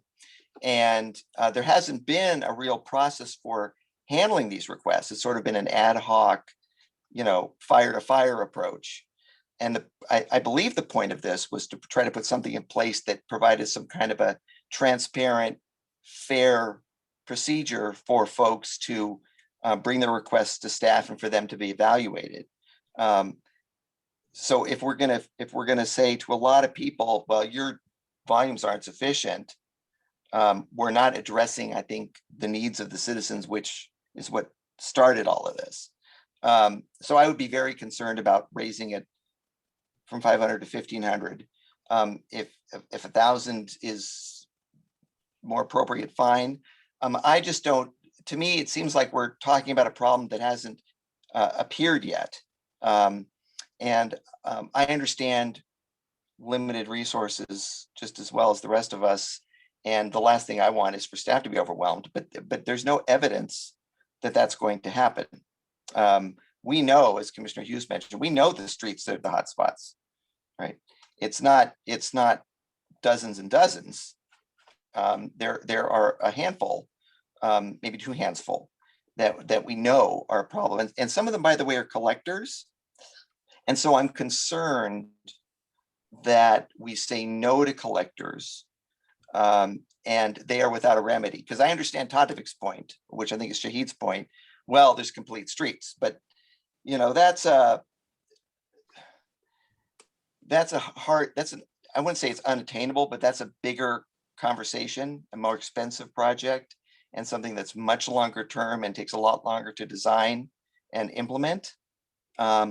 Whereas neighborhood traffic management is something that should be easier to manage and implement. So I'm just concerned that there's nothing new here, and that we're creating barriers that are unfair. And one of the things we talked about back in September, October, was that this is the program, this is the plan, whatever it ends up being, but it still can be modified, and there's still the ability to say yes or to say no to someone based on various factors. So I'm just really concerned about saying, setting up these high walls, you can't meet them, tough luck, and then people are stuck. Because I think the city has gone through decades of inattention to protecting neighborhoods from cut through traffic, and we really need to start doing something about it. And I think if we start this program and staff is truly inundated with requests and it's unmanageable, and we need to reevaluate thresholds, and we have the ability to do that. But I think setting up impediments at the front end, when we really don't have anything to base it on, I think might be a little unfair and inappropriate. So that's, and with the collector, a number, we had talked about, I believe 1,000 was the number that we had recommended and was supposed to move forward back in October. If others think that number is not the right number, or that this formula that staff is suggesting is a better way to approach it, I mean, I'm certainly open to that. I just want to make sure we're taking into account the citizens as well. That's all I had to share at this point. Does anybody else have any? Yeah. I have a quick question, Donson. In your regular 9 to 5 for Pasadena, are our numbers similar to your numbers, or? Volume wise, you mean? Yeah. So volume wise, our threshold is 1,000 for speed humps. Same as a speed limit, or same speed threshold. So 85th of 7 miles an hour over. For speed humps, I've seen anywhere from, I think some cities will go down to 500, but it's rare. Most are anywhere from 1,000 to 2,000. And yeah, so that's roughly where it is. I would stress that every city does an NTMP process differently. So for example, looking at South Pasadena's proposed program, there are some items here, especially in the traffic calming toolbox. Some of these things can be very easily done without a petition. So, getting a speed feedback trailer put out on a certain street for, observation or some data collection, signage and striping, edge line striping, those are things that can be done pretty easily for that we do for streets of almost any size. Whereas when we're looking at some of these other improvements, like the stage 2 ones, or like raised crosswalk, traffic circle, once you get down there, they turn into CIP, like a capital improvement level costs and levels of effort. Some of these easier things, I feel like, and it sounds like you guys are addressing through just regular responses to residents without forcing them to do a petition, such as things like red paint, signage requests, things like that. So maybe that's where the sweet spot is for some of these things. But volume wise, I think anywhere from 1,000, 1,500 or to even 2,000 is fair. Once you start getting lower than that. Like I was a little alarmed that 500 seemed a little low, just because when you get to 500, you really are not getting any cut through traffic. You are on a street that is only known really by the people who live there or deliver packages there. Gotcha. Thank you. I appreciate it. So if we don't, if it's the commission's wish to not go all the way up to 1,500, maybe we could work somewhere around 1,000, 750, to make everybody happy. And then if we can't, and then if we are inundated, then we can, revisit the this process and see what we need to do.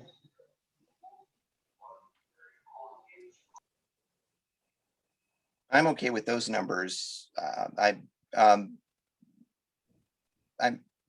interested in what people think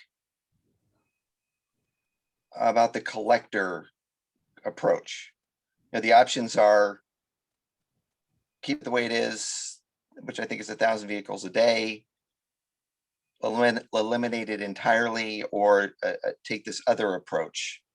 Are there any specific thoughts or comments in that regard?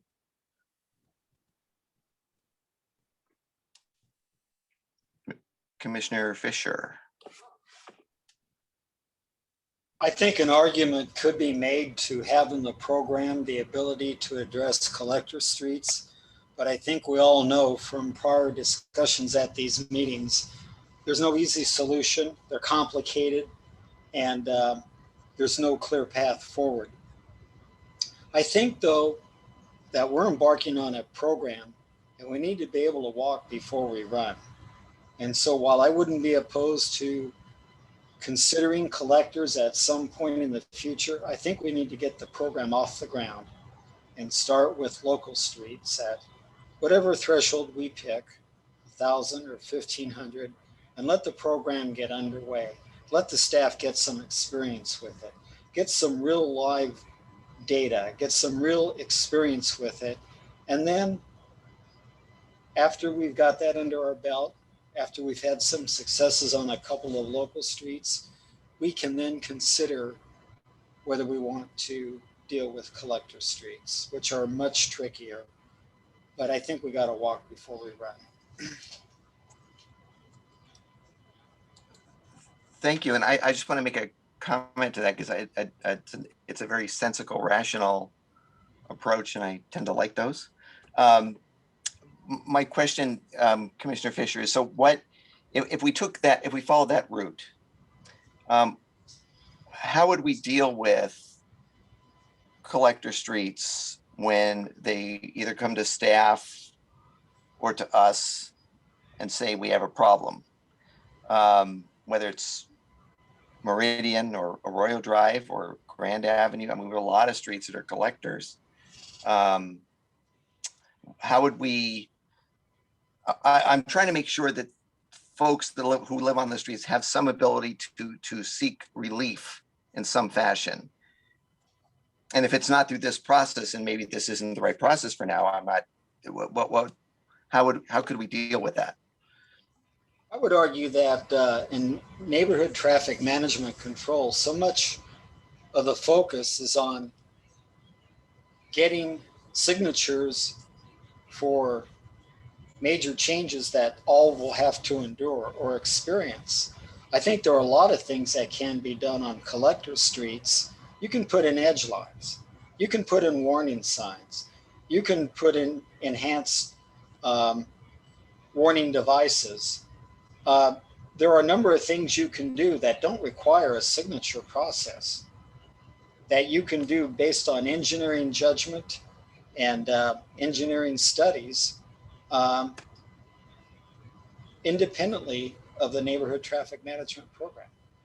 And I think those things ought to be encouraged rather than get bogged down into this administrative bureaucratic program. I think we ought to encourage things that can be done quickly and that make a significant operational difference that doesn't cost a lot. Well, you convinced me, but I'm just one of five. So since I don't see a hand, I'm just going to throw out a suggestion in terms of addressing the agendized item that staff has brought to us. Because I think, and I don't mean, Commissioner Dunlap made a heck of a lot of very helpful and interesting observations. And I think those should be kept in mind. At the same time, I want to make sure we close the loop on a process that I thought was closed back in October, and move something forward and give something a chance to work or not. And then we can make adjustments. So what's swirling around in my mind is a suggestion that we, let me make sure I see the agenda just right. That we approve the neighborhood traffic management program as recommended and approved back in October, with the following changes. One, that at least for now, the collector streets are not included in the program, and that the threshold for local streets be increased. The 1,500 number is a real problem for me for reasons already stated, but I understand, listening to everyone and all the really helpful comments, that 500 may be too low. So increasing that to 750 or 1,000, as Garrett's contemplated there. What do people think about that idea? Because I don't want to make another motion that doesn't pass. Commissioner Fisher. I think I like the direction of the motion that you're considering. I would like to try to meet staff halfway, and would agree that 500 is too low, 1,500 is a little bit too high. So I'd recommend, for the time being, 1,000, and that we have staff report to us in July 2022 on where they are on the program. And then at that point, we could see if they've got a good workload, or they're getting inundated, or they don't really have any active projects at all. So if someone were to make that motion, I would be in favor of that. And to exclude collectors for now, at least, right? Yes, for now.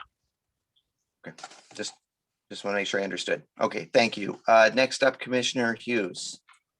I, in support of your direction, I do like to perhaps maybe massage a bit what Commissioner Dunlap brought up, and maybe make it so that there is reference to the fact that things aren't just completely dropped, that that there's a sense that, you know, you get to these certain stages and you go through this petition process, and that your consideration, all the work is not going to just be for naught. And I'm not sure what language we could put in there and make an adjustment there, but I do think that might be some way to make sure this program gets off to a good start. And I do agree that we could reevaluate it a little later on and see what the levels are of interest and project submissions, and then also see what we hear also in regards to collector street comments from the residents. Okay, thank you very much. Next up, I have Commissioner Dunlap. Thank you. I think thinking about this process and the current process, it sounds like it's going to stay in place, where a resident can request the city to look into traffic calming. Why would a community member embark on this process? You know, getting the signatures when they can already call the city and ask the city to, they can request the city to look into a multi-way stop. They can request the city to install a speed hump. You know, if they notify the city of a safety concern, I think the city has to look into it. So I guess that's maybe that's a question for staff. It's why would a resident go through the petition process if they can just request the city to look into it separately. Of course. without- So no matter how the resident or concerned individual gets to us, but we're going to take that information, we're going to look into it because we want to make sure we're taking any safety concerns seriously. Now, if it's a measure that would fall into the NTMP, we would then go out, do a quick site visit, ensure there's nothing immediate that needs to be done or wouldn't qualify for this program.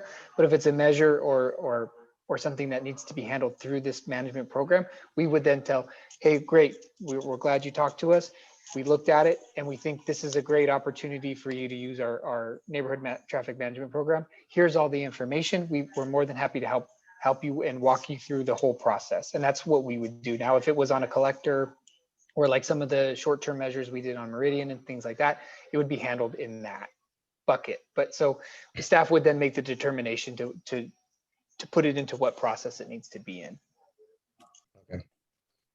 And I would also add, I know we probably don't have many of these local neighborhood streets that have multifamily units, but if you have a street with a multifamily unit on, it's difficult to get those signatures. A lot of times you just can't walk into a multi-unit complex. It's a difficult threshold to meet sometimes. And yeah, I have concerns about creating a program that not all residents can really participate in. Those residents living on collector streets, I understand we need to walk before we can run, or even like major streets who want to see some traffic calming. But it sounds like the city is still open to investigating those as those concerns come in. And if we run into a lot of issues in the future where multifamily units are becoming a problem or a sticking point, we can do mailers, we can do other things, then they'll knock on the door. So we have options because everybody pays a water bill. We have your information.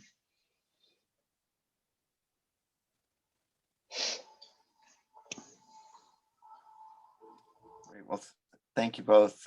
Anyone else?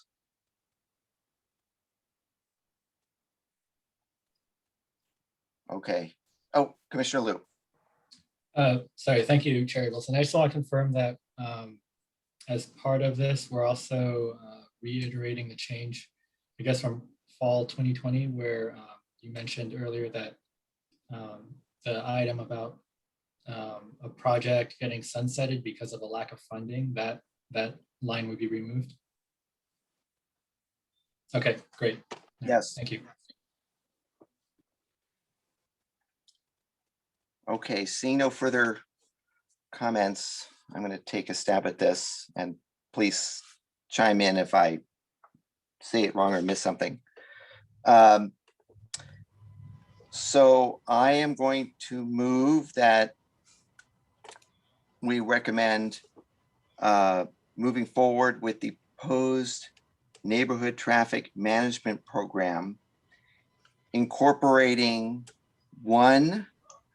the recommendations that were made at the October 2020 meeting of this commission, the last of which includes removal of the section of removal of the second sentence of what was step 9 and now is step 8, which is the sentence regarding the sunsetting or expiration of a proposed project if it's unfunded for 3 years, and the funding doesn't become available within 5 years. So that sentence would be removed, as well as the other recommendations that were made back in October. So that's one. That's just restating what's already happened, but confirming, because apparently it was not incorporated. 2, that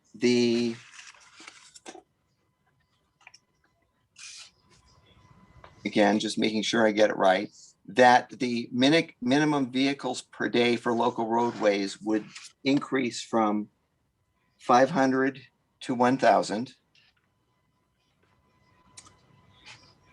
with staff reporting 1 year from now, so that would be July 2022, regarding the status of the program. And 3, that at least at this point, that collectors would not be included in this proposed program.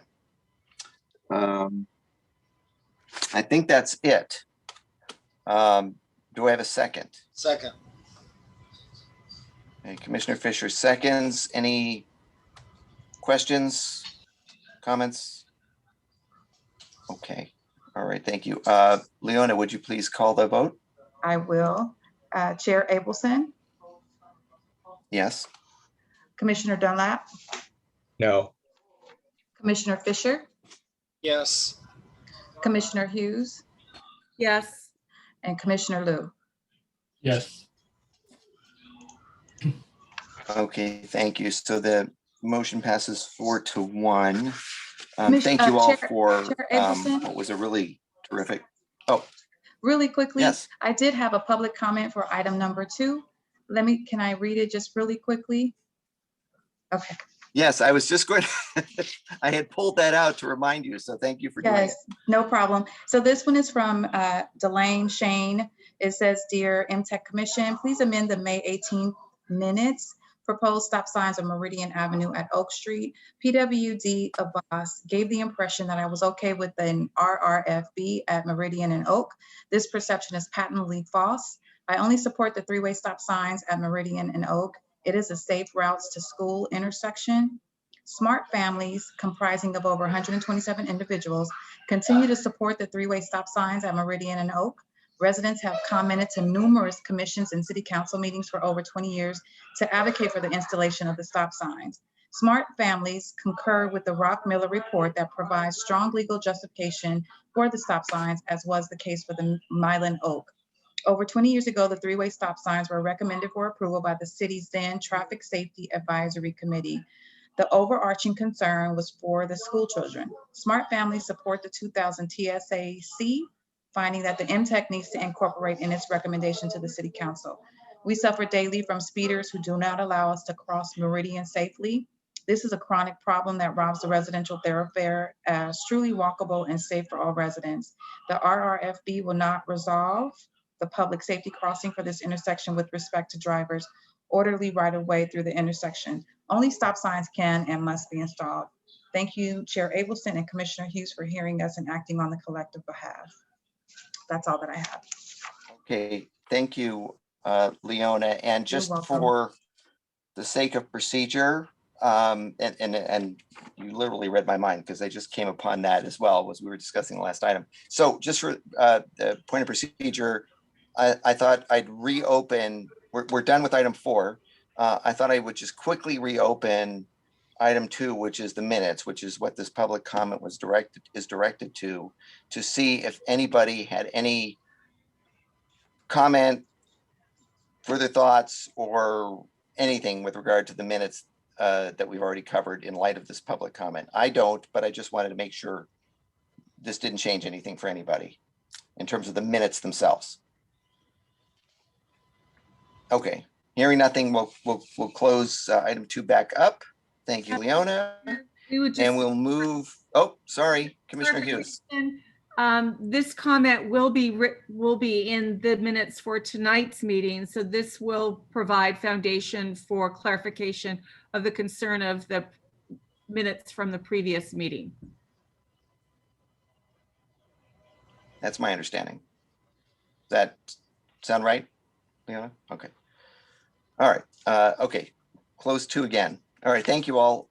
Next up, item 5, AVCJPA, Metro Short Range Transportation Plan. So we're under the commission-led discussion now, so there isn't a staff report. Leona was nice enough to distribute the list that I shared with her. Hopefully you all received her email and have it. This issue was brought to my attention by Council Liaison Primuth not long ago. I can certainly share a few thoughts, but Council Liaison Primuth, is there anything you wanted to share with us about it before I dove in? No, go ahead. Sure. Okay, so Councilmember Primmeth mentioned a couple weeks ago that the Arroyo Verdugo Communities Joint Powers Authority, I think I got that right, was looking at this list of projects, and it was news to me because we had not heard about it here. And Councilmember Primmeth wanted to make sure that I was aware of it and that we had a chance to see it, and if we had any recommendations to add to it, that we could do so, because I believe there's a meeting later this month of that authority where any suggested revisions or additions could be made. So all I know about it is that about maybe 3 months ago, you all may remember Director Abbas reached out to us about this. It was towards the end of March. I just want to make sure I grab the right thing here. Saying that there was this short range transit plan that was being looked at, and we had to submit a list for potential future metro funding, and it had to be done virtually overnight. And then the next morning, we received an email saying that he had received a clarification that it was for transit-oriented projects only, so we should stand down. That was March 24th. And that was the last I had heard of this until Councilmember Primmeth mentioned it. So at some point between the end of March and today, the list that was circulated was put together. And from what I can tell, it's basically a wish list with pretty aggressive numbers attached to the various spots in town where we've discussed the need for attention, whether it's through measure M or maybe even measure R or otherwise. And it includes Meridian, Garfield, Fremont, Monterey Road, Huntington Drive, Columbia Street, Mission Street. So a lot of it came from other lists that we've looked at and worked on over the past blank months and years. And the only thing I wanted to make sure you were generally aware of it, and I don't know much more about this than that, was to see, have you look at the list and see if there was anything glaringly absent in terms of just major streets that you thought we'd want to include on a sort of a wish list submitted to Metro. Two streets that I noticed that were not on it that have, one is a more recent attention grabber, but the other is longer term, are Fair Oaks. I don't see Fair Oaks on this list, and I don't see Orange Grove on this list. And I thought it might be a good idea to recommend to staff that this list be revised to include those streets as well. I mean, you'll see that the descriptions for each street are pretty much the same. So it certainly keeps our options open as to what exactly would be done. But I thought it might behoove us to include those streets as well, just so there's a place for them as funding becomes available in the future. So that's really all I know and what I wanted to share with you, and see if anybody any questions, thoughts, or comments. Can you share the list on the screen?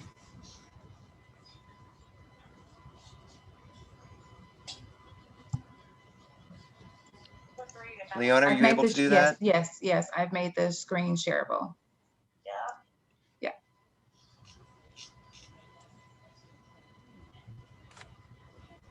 So Okay, thank you. Larry, to answer one of Gary, your, go ahead. I think the Fair Oaks isn't on there because we have the funding secured for so many, for those 3 phased projects already. Not saying we couldn't use more, but that may be why it's not on here. Okay, I had the same thought too, but I just wanted to make sure we at least considered it. Yeah. But thank you. Commissioner Dunlap.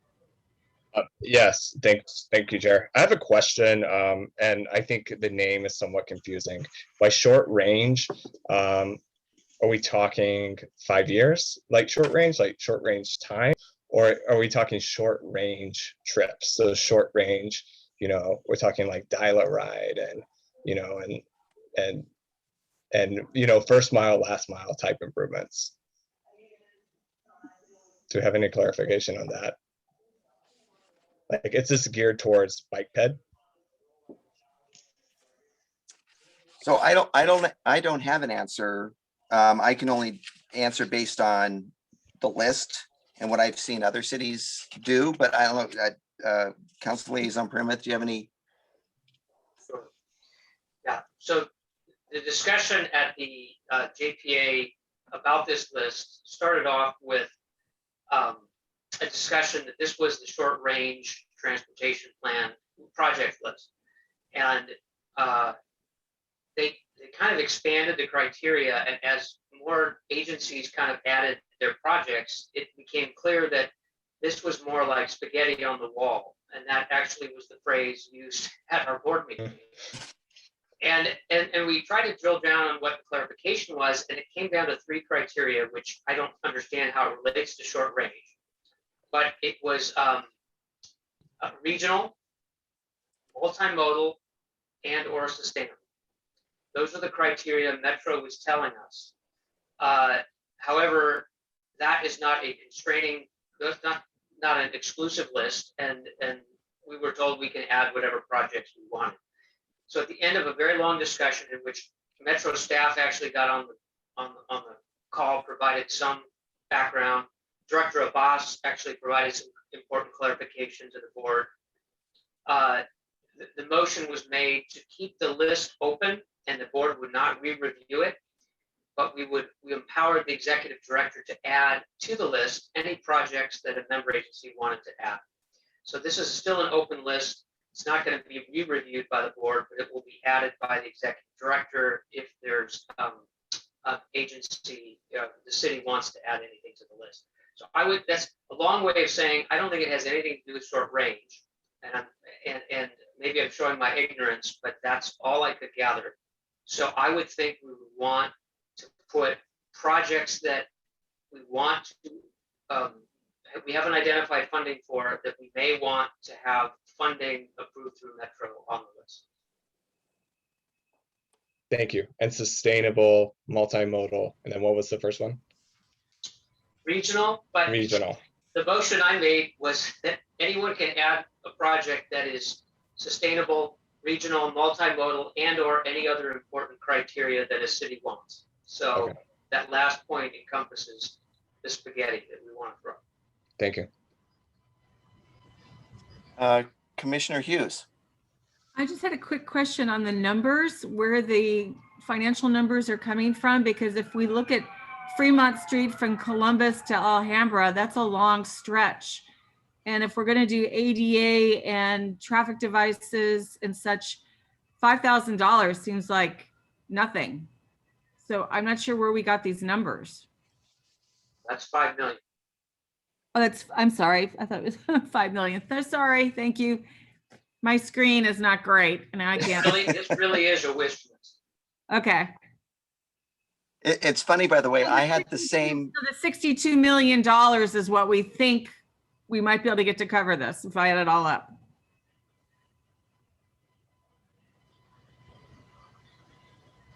Yeah, Correct? it's interesting. I was thinking some of the numbers seemed quite high, but again, it's all pie in the sky, wish list, spaghetti on the wall stuff. Like Monterey Road, $20 million, Huntington Drive, $20 million. Yeah. So it seems like there's not a lot of science to those numbers. I don't know if staff has any comments on that. My sense is that Metro's building an inventory of projects, and they need to just build it without any funding attached to it. It's sort of an inventory that they need to work off of.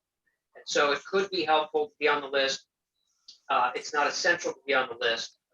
And so that just incentivized people to put more and more projects on. Pasadena did a wholesale change. Glendale wants to add more projects at the last minute. That's why we kept the list open. So I want to make sure the commission has looked at this, but understand that it's not a restrictive, exclusive list of priorities, and by no means represents what the council would necessarily move forward with. I don't know, Councilmember Primus, if it would help at all to also make note that Fremont Avenue, if we're looking forward and we're thinking future, that we have the two ends of the stubs between Pasadena stub and Alhambra's, and whether we should call that out because of the potential redevelopment for those areas and what that could mean for transportation in the region and the corridor.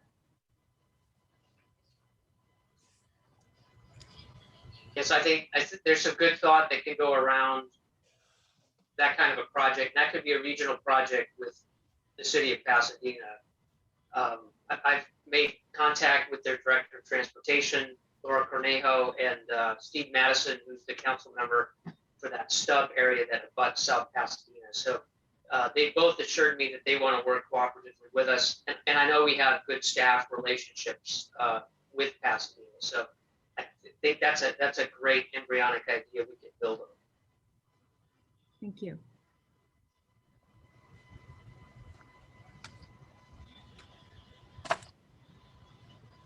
So does anyone have any suggestions for, and again, I don't think we need a formal motion or anything. I think this is just a commission-led discussion, but are people on board with my suggestion that our Orange Grove corridor from Columbia to Mission be included on this list? I think that would be helpful. We've had so many comments from residents concerned about the merging traffic in there, the accidents, as well as property damage and to the meridian, the median and such, that it would be probably, and it also dovetails into Pasadena and might be something that would be helpful to them as well as they look at Orange Grove up to the 210. Okay, great. Thank you. Commissioner Dunlap. Thank you, Chair. I guess I haven't had time to look through this list exhaustively, but kind of looking through it, I do see some of these streets there are already grant funds, like there are complete streets projects scheduled for some of these, like Meridian Avenue, Fremont Avenue. So this would be in addition to those, like, I guess I'm thinking if there's another street in the city that doesn't have existing grant funds, that if those complete street grants on Meridian or Fremont could cover the needed improvements, then potentially there might be other streets we could recommend. Yeah, I agree. I mean, did you have other streets in mind? I mean, not off the top of my head, not at this time. And certainly can think about it. And I believe because this is kind of a very broad program at this point, if you do think of something, Commissioner Dunlap, and you'd like to email us to add it, I definitely think we would be open to looking at it and adding it to the list if it's feasible, because it seems, for the way it's been explained, that this is a very workable, very easy list. Great. Well, thank you both. Does anyone else have any suggested additions or thoughts or comments on this item? I'm not seeing any hands. Okay, so I guess where we are is we're suggesting adding Orange Grove from Columbia to Mission to the list, and then if Commissioner Dunlap or perhaps any other commissioner has a suggestion, they can submit it. Is there a time by which, Garrett, you'd want to see that? Councilmember Primus, is there a deadline when these need to be submitted to the executive? The executive director needs to submit the list by the end of June. So you would contact Laura Cornejo, who's the new executive director, and ask her what her time frame is for basically putting it in. I would agree with Orange Grove. We might need a little bit more of a discussion item, or at least I know Director Abbas understands the problems with Orange Grove, at least with the design. Certainly the 2-lane merge into one on a curve, which is less than optimal. So there might be a quick way that staff can describe the existing conditions that might need to be remediated with the project. And express that, we work with Pasadena because a lot of the, 2-lane traffic starts in Pasadena and then we merge that into a single lane on Orange Grove pretty quickly. Yeah, we'll take that, and I'll speak with Shahid this week and we'll see what we can kind of draft up, and then maybe we just circulate it via email and get some buy-in that way. Just kind of keep it nimble is the word. That sounds good to me. All right, well, thank you all very much. Seeing nothing further, we'll move on to the next item. Excuse me, number 6, SR 710, Mobility Improvement Projects Ad Hoc Committee. I don't think there's much to report, but I'll ask Commissioner Fisher if he has anything that he'd like to share in this regard. Well, when we talked to Public Works Director Shahid Abbas, he had indicated to us that he expected to have an RFP out in 2 weeks. I talked to him last week and I said, what is the status? And he said he really intended to issue it, but because of the pressing load of work, it didn't happen. But he reassured me that with his additional staff on board, he really expected to have it out by the end of this month. So I hope that is the case, that we can find out that the RFP for the loop off ramp has been issued and has been reviewed by the ad hoc committee. So I hope to report to you at the next meeting that that is the case. Thank you, Commissioner Fisher. And then I'll just add on the other project, which is the Rogan-funded approximately $9 million ITS project. And Garrett can clarify if I misspeak. That RFP had already gone out some time ago. Bids were received, and they are working to fine tune an arrangement with the potentially successful bidder, and then bring that to council. I think originally in the RFP that was projected for mid-May, but because of challenges that have arisen, that's obviously hasn't happened. And I'm guessing it would be within the next month or so that would occur. Does that sound more or less right, Garrett? Right. Yes, for the design. Yeah, for design and of the project. Yeah. So it's just the final negotiations, and then we'll be able to take that to council for approval. Okay. Thank you. Mhm. All right. Is there any questions or comments on this front? Okay, seeing none, we'll move along to item 7, which is the Ramona Avenue Neighborhood Traffic Management Ad Hoc Committee, which again is yours truly and Commissioner Fisher. Again, Leona graciously distributed a list that the two of us put together containing suggestions. And as you may remember at the last meeting, we talked about bringing to you a phase 1 list, and then after school restarts, taking another look at conditions and coming back perhaps with a phase 2 approach. So Commissioner, you've heard my voice way too much. So Commissioner Fish, if you don't mind, would you quickly walk us through the suggestions, and then we'll see if anybody has any particular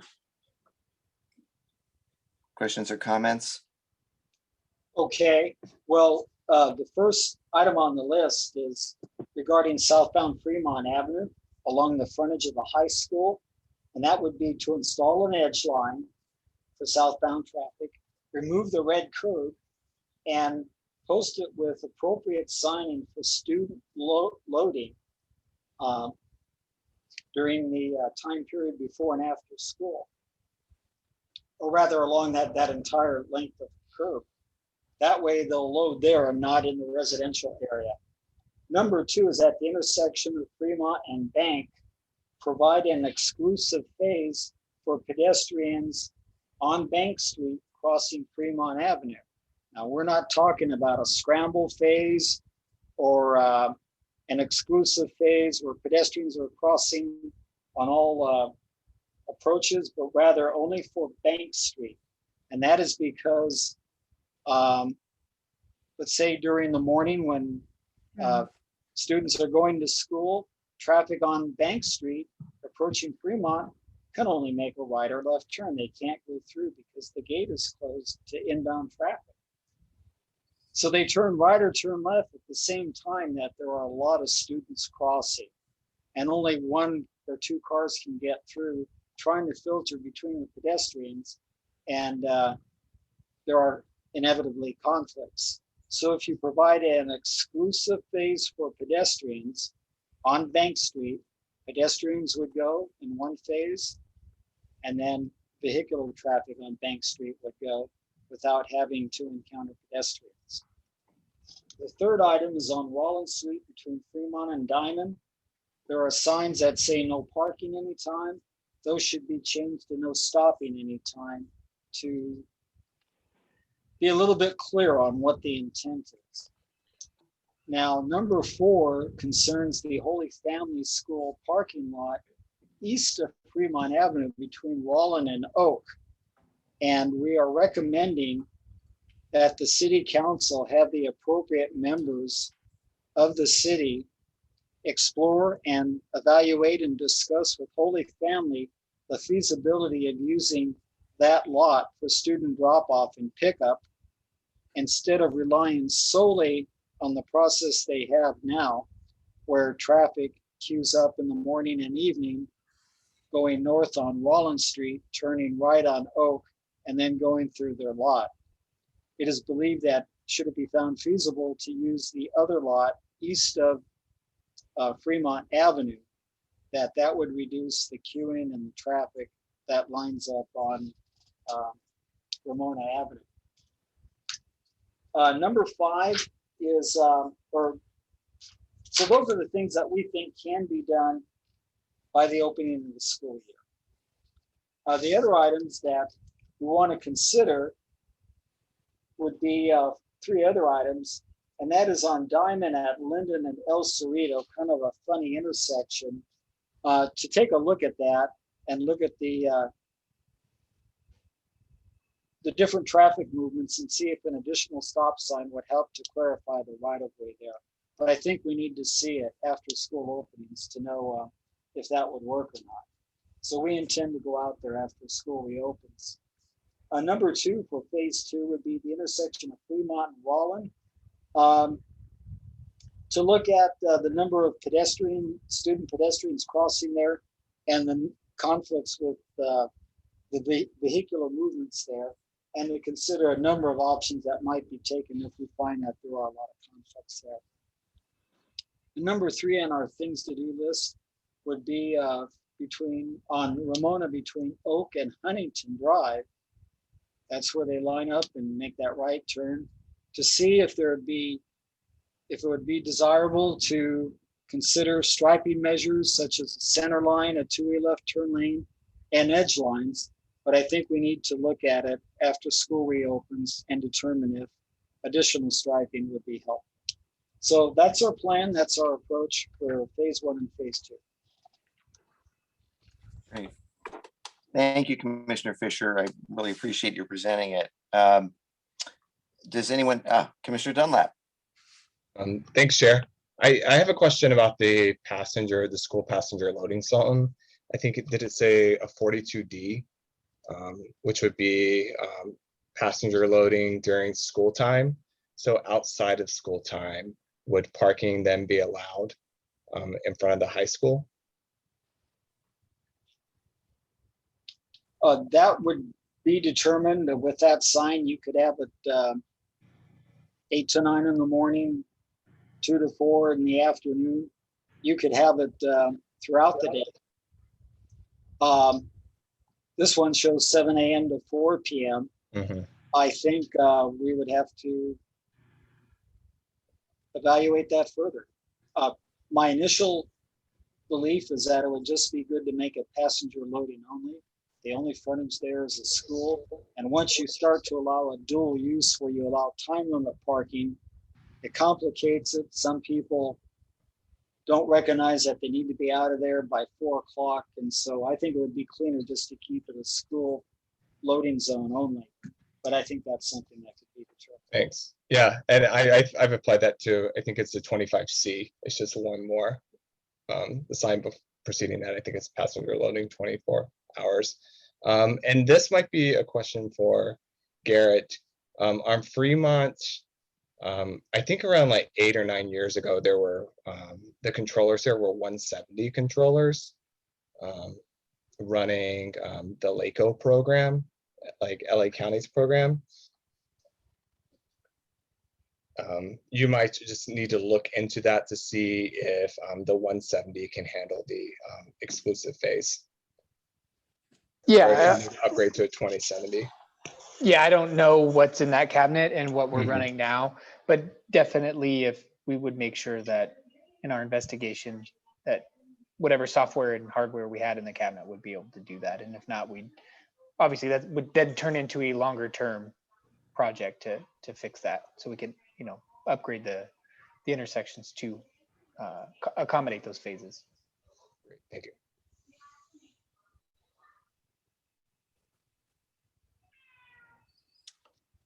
Thank you, Commissioner Dunlap. Anyone else have anything they want to ask or comment on? Commissioner Liu. Hi, thank you, Chair Abelson. Just out of curiosity, what would the recommendation for a two-way left turn lane do for Ramona? Would that be used as a storage lane? The idea behind the two-way left turn lane, if ultimately determined to be feasible and desirable, would be to eventually narrow the through lanes.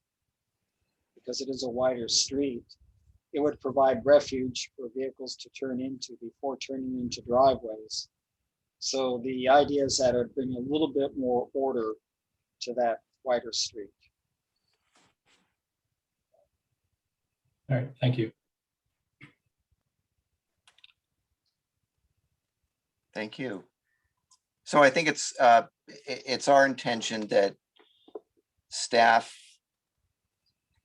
look into these and move forward with them and implement them to the extent feasible as soon as possible. And if there are things that we can implement prior to the start of school, which amazingly is 2 months from now, that would be fantastic. And to the extent some of the items might need a little longer to implement or to review, then that's understood, I think, as well. But we just would like to start moving forward with some of these items so we can start addressing the needs of the residents. And again, this is another one of these long outstanding issues that the residents have had to confront. And we also understand that the conversation with that the city would have with Holy Family regarding use of that lot east of Fremont probably isn't a quick and easy one, but it's one that we think should be kickstarted. And it seems like a very effective way of handling student loading and also protecting the residents from these daily impacts. Commissioner Hughes.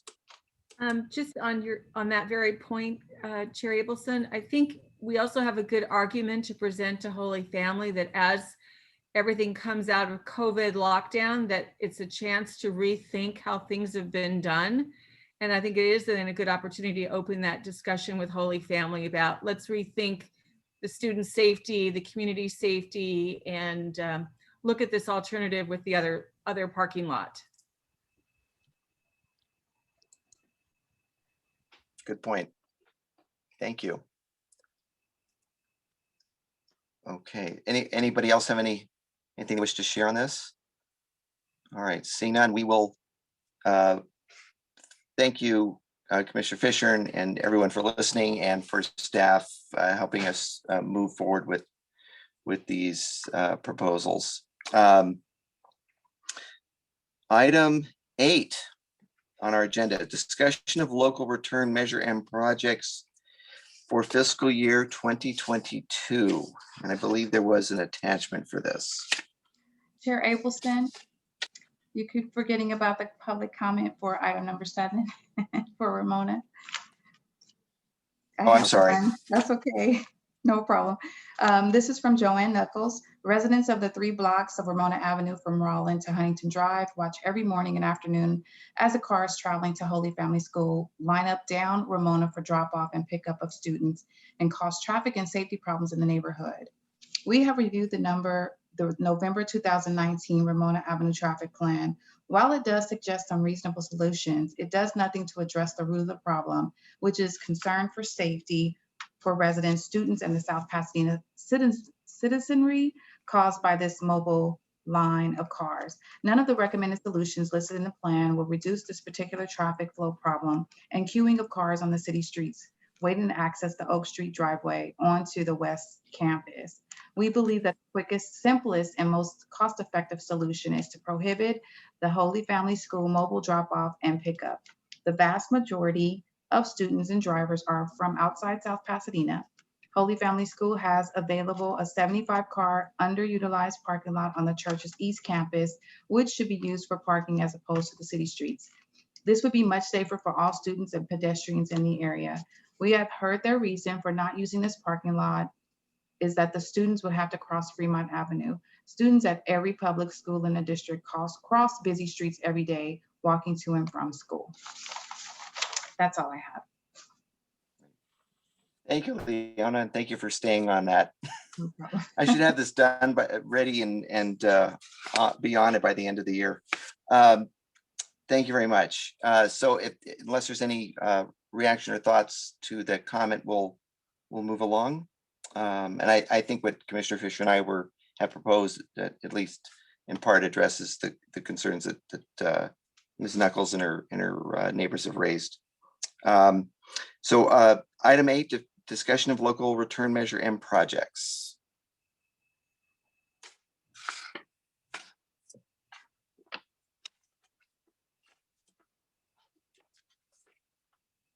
So I know we've been trying to talk about all the different options we have for Measure M funding. I know Commissioner Hughes sent me a list.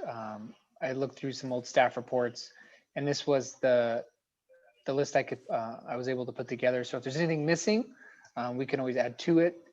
And I believe, and I'll share my screen so everyone can see it. It's just a quick bulleted list of all the projects without all the detail, just to kind of help supplement the discussion that the commission wishes to have. So one moment, let me find it.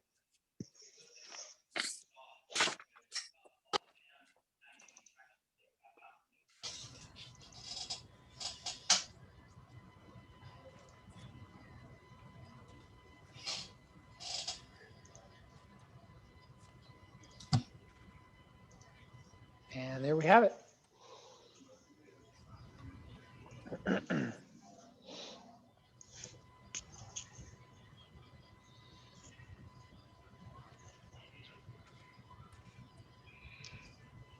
So Garrett, is it fair to say that this list is at least at a minimum includes the original Measure M list and the substitute Measure M list that staff had? Okay. Yeah, so that staff report that staff had prepared, I don't remember the date, but it had both lists. It had the original list and then the revised list, I think is the way the report referred to it as. And that this is in the same order that was on that staff report. And then I double checked that everything that was in there was in the list that Commissioner Hughes sent me. Okay. Commissioner Fisher. Yes, on bullet number 5, Garfield Avenue and Oak Street traffic signage. And by the way, I never use the word signage. To me, it's signing. Signage is, the building, the marquee on the building, but in any event, that's beside the point. We originally had that as a traffic signal, thinking that maybe there was enough pedestrian crossings to justify the traffic signal. Garrett, is it my understanding that you have already looked at it and determined that traffic signal control would not be justified? Personally, I don't have that knowledge. I would have to dig through the reports and see why that was not sought after. So let me get back to you on that one. I'm not 100% sure on that. That I don't know. Yeah, my recollection is that at a prior meeting, someone said wouldn't come close to meeting the guidelines. Then someone said, well, maybe we could put in additional signing. However, having looked at it, it has a rectangular rapid flashing beacon. It has the proper signing. It has all the proper hardware and controls for that type of control. So I would like to get a clear response as to whether traffic signal control can still be considered or not. But I don't think it would be appropriate just to leave it as signing. Yeah, let me dig through the report, and then if I can't find my answer there, I should have an answer for you by the next meeting. Thank you. Commissioner Hughes. Thank you, Mr. Chair, and thank you, Garrett, for putting this together. I just had a couple of questions on it. The original list that I had provided was from November 2019. On that summary report that was presented, it allocated that the request on the funding was $1.6 million that had been requested in October 2018 and was approved in May 2019. And the money was phased in where at this point, the projects that are listed on this summary starts with the Columbia project after Diamonds. So those are what is reflected in this 2019 report. So Columbia, then the Garfield Oak, the Fremont, the Grevillea, and the Fair Oaks, that represented some was to be spent and covered in budget for fiscal year 1920 and then 21-22 because of the way they felt it would overlap into the next year. But are we covered with funding for these right now? Where are we with the execution and moving forward in budgeting? Because I know last year we had a placeholder budget, which had to get finalized as a holding position. And we've come to terms with that. And now we've got the new budget going forward. And how is that looking in relationship to the funding that we're expecting for Measure M and that we're going to be able to cover, and what can we execute in the time frame? So I don't have all of that off the top of my head. We have a spreadsheet that kind of details the funding and where things are.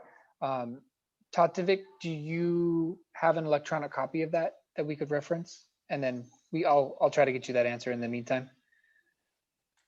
And then which other projects were on that list? I'll just put them all in blue so I know. It's easily. Everything that started from Columbia all the way down is everything that's on this was on the original list, and it was allocated at total funding approved was 1.6 million reflected. Okay. Sorry, you're watching me organize on live stream here, so but this is this is how it works. It's the best for me, so I appreciate the patience. And then the ones that you have above, the two Meridian and the Diamond, I think those were the newer quote unquote Measure M projects that came to fruition that appeared. That's my recollection as well. Chair Abelson and Fisher, does that look familiar to you in that regard? Yes. And for some reason, the number 1.7 million is what I remember that we were expecting to be receiving. Correct. Right. And then the three top bullets are the ones that staff had recommended in replacement of the ones that were approved. So I get, and I know Commissioner Dunlap has some comments, so we need to hear those. I just wanted to say that we might want to have a conversation now quickly about those first three items, which were staff generated, as to whether or not staff should be pursuing those or not, because I know at meetings held, I believe last year, that the commission at the time rejected them. So if there's no support for them, it probably doesn't make a heck of a lot of sense to be pursuing them or looking into them. But that's just my personal observation. I'd be interested to hear what people have to say. Okay, so Commissioner Hughes, was there anything else from you before we? Just a quick question about we've made reference to the Meridian as a complete streets. Is that being seen as duplicated, or is this the consideration that it's here under Measure M funding? And as we've talked to the community, how is that being covered and budgeted? I think it's I'm not exactly sure what funding we've allocated or asked for yet, but I know it, just going back in time 20 minutes, it's also on that list for the ABC JPA, going from, limit line to limit line. So we have some potential to be able to include this in that as well. So, but outside of that, I'm not sure exactly what we've asked for or applied for Meridian. I'm not sure off the top of my head. I just want to chime in really quick that I believe the story with Meridian was that it was clearly understood that the 1.7 million or some portion of it would be woefully insufficient to deliver the project. And that I think Director Abbas's thought is that at a minimum there could be some design or shelf-ready project put together using some of this Measure M funding, and then the project itself would have to be delivered using grant funds or other things at some point down the road. I think that's where he was coming from, and I think what the residents that we heard from at that time said that they were not supportive of it. But that's just my recollection. So let me, Commissioner Dunlap has been patiently waiting, and then Commissioner Fisher. Thank you, Chair. For the Fremont Avenue and Huntington Drive signage, I'm sorry if I missed that at a past meeting. What's the scope of that? I believe that it actually was signals. It was Like, to be designated left-hand turn signals, north so, south, because there are none right now. So traffic signal upgrades. Signals. Okay, not signage. And I think I expressed some concerns around ADA accessibility at that intersection. It certainly doesn't have to be programmed as part of Measure M, but as long as it's on someone's list to get done. With the mission, the Diamond at Linden and Stony at Arroyo. It was my intention to put together like a presentation on somewhat quick build projects, but I think if that's something, those intersections are something that we want to be tackled, maybe some sort of quick build solution might be applicable, something done with paint and art and flexible post, just to really evaluate it before we go for the hardscape improvements. Another item I think I brought up at a past meeting were the uncontrolled marked crosswalks, the 3 on Huntington Drive, and then the uncontrolled marked crosswalk at Fair Oaks and Spruce. it's good to paint. To me, it's definitely going to be good to make them high visibility. However, probably a little bit more needs to be done. So I certainly want to throw that out as a candidate for Measure N. Thank you. Great, thank you. Garrett, did you get those?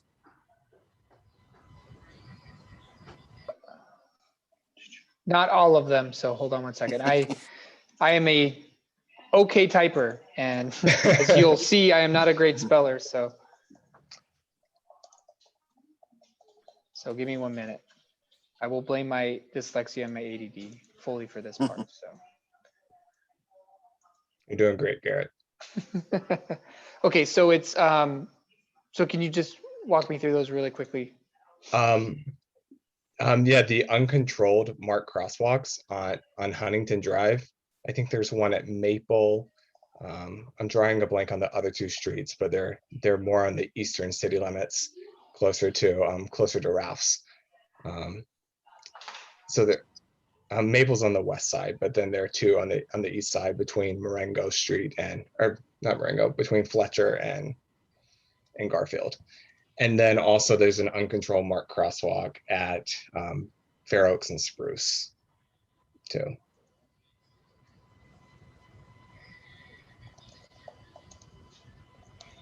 Some sort of crosswalk safety enhancements for those locations.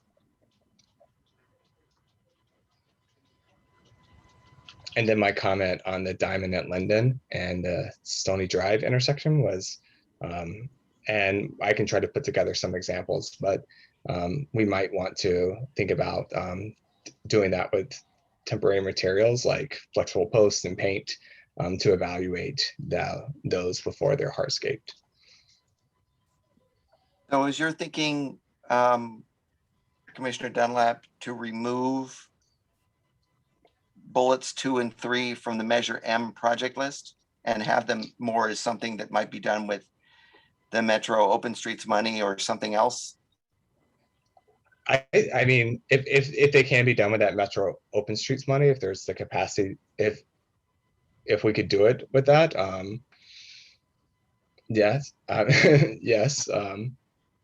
But I think with a quick build, I'm kind of thinking like something that might be the lifespan is probably 2 to 3 years.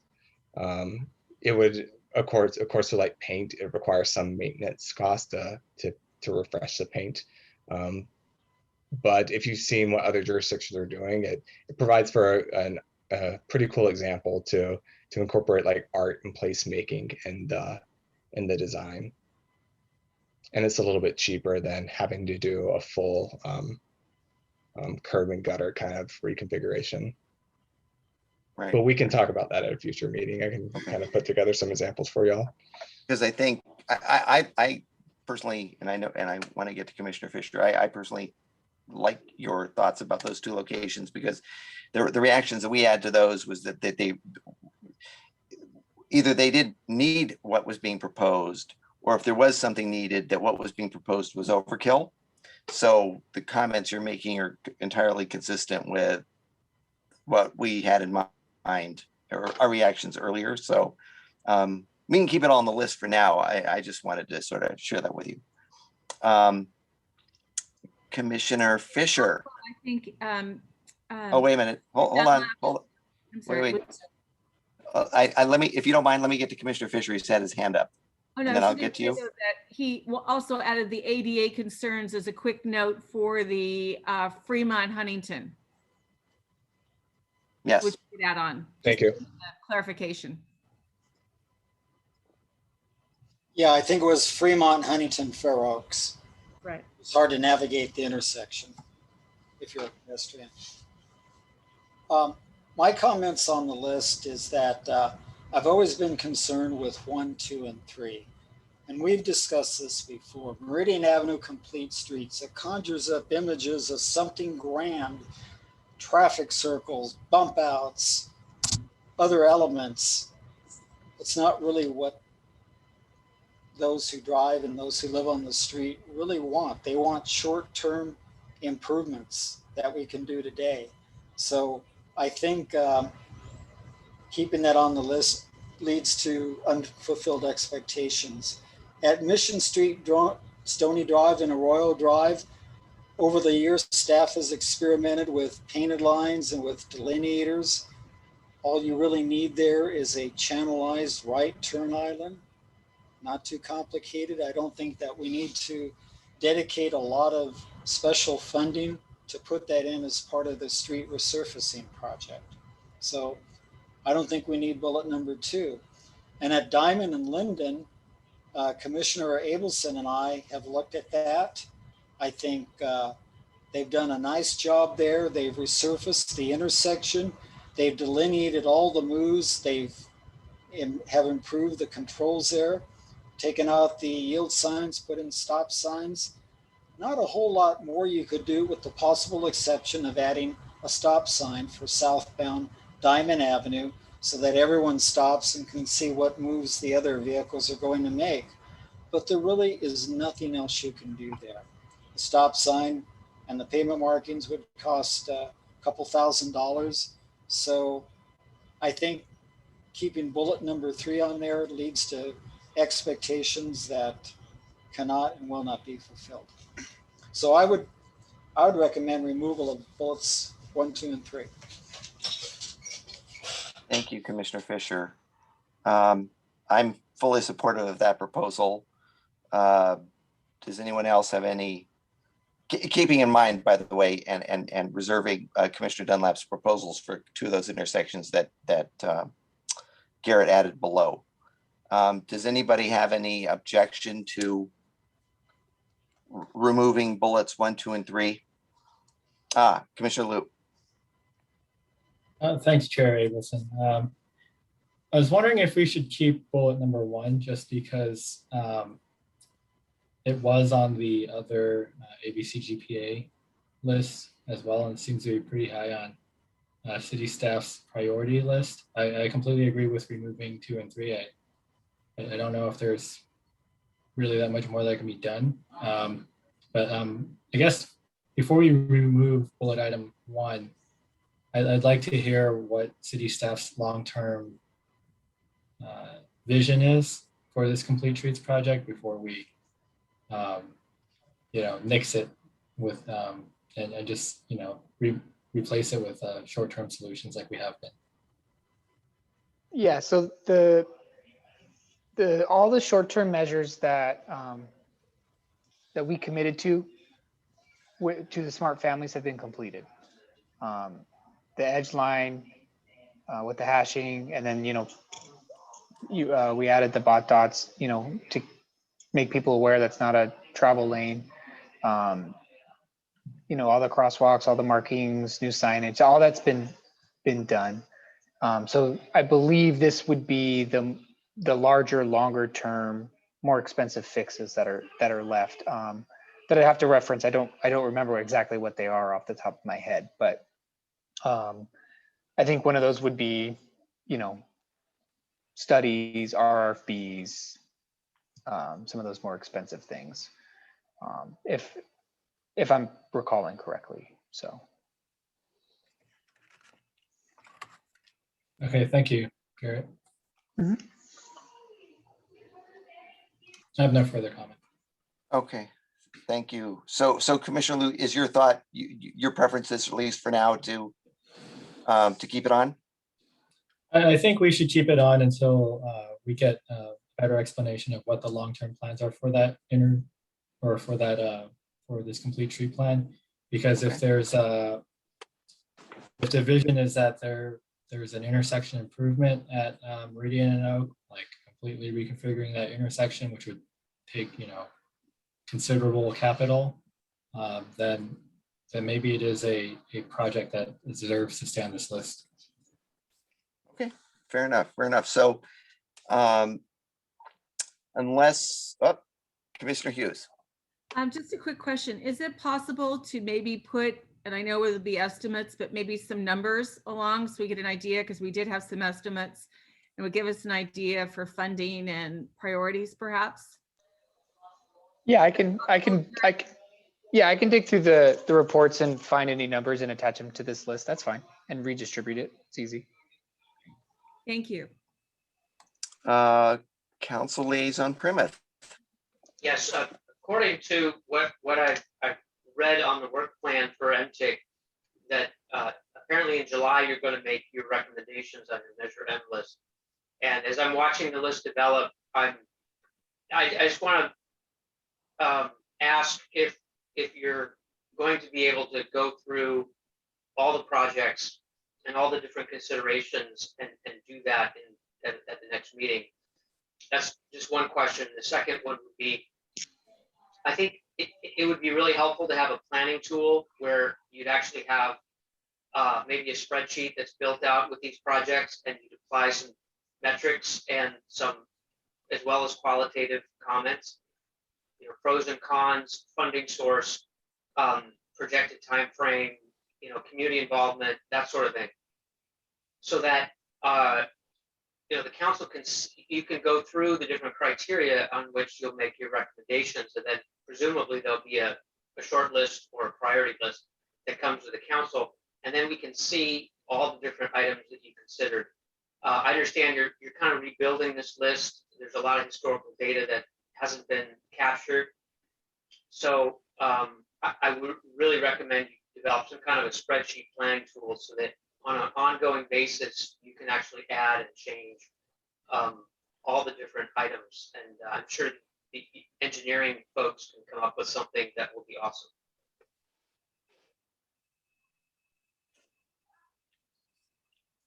So in light of those comments, just two things. So one, let's not forget that the items in blue have already gone through the entire process. Now, it was a couple of years ago, right? But it went through the entire process, including commission recommendations and council approval.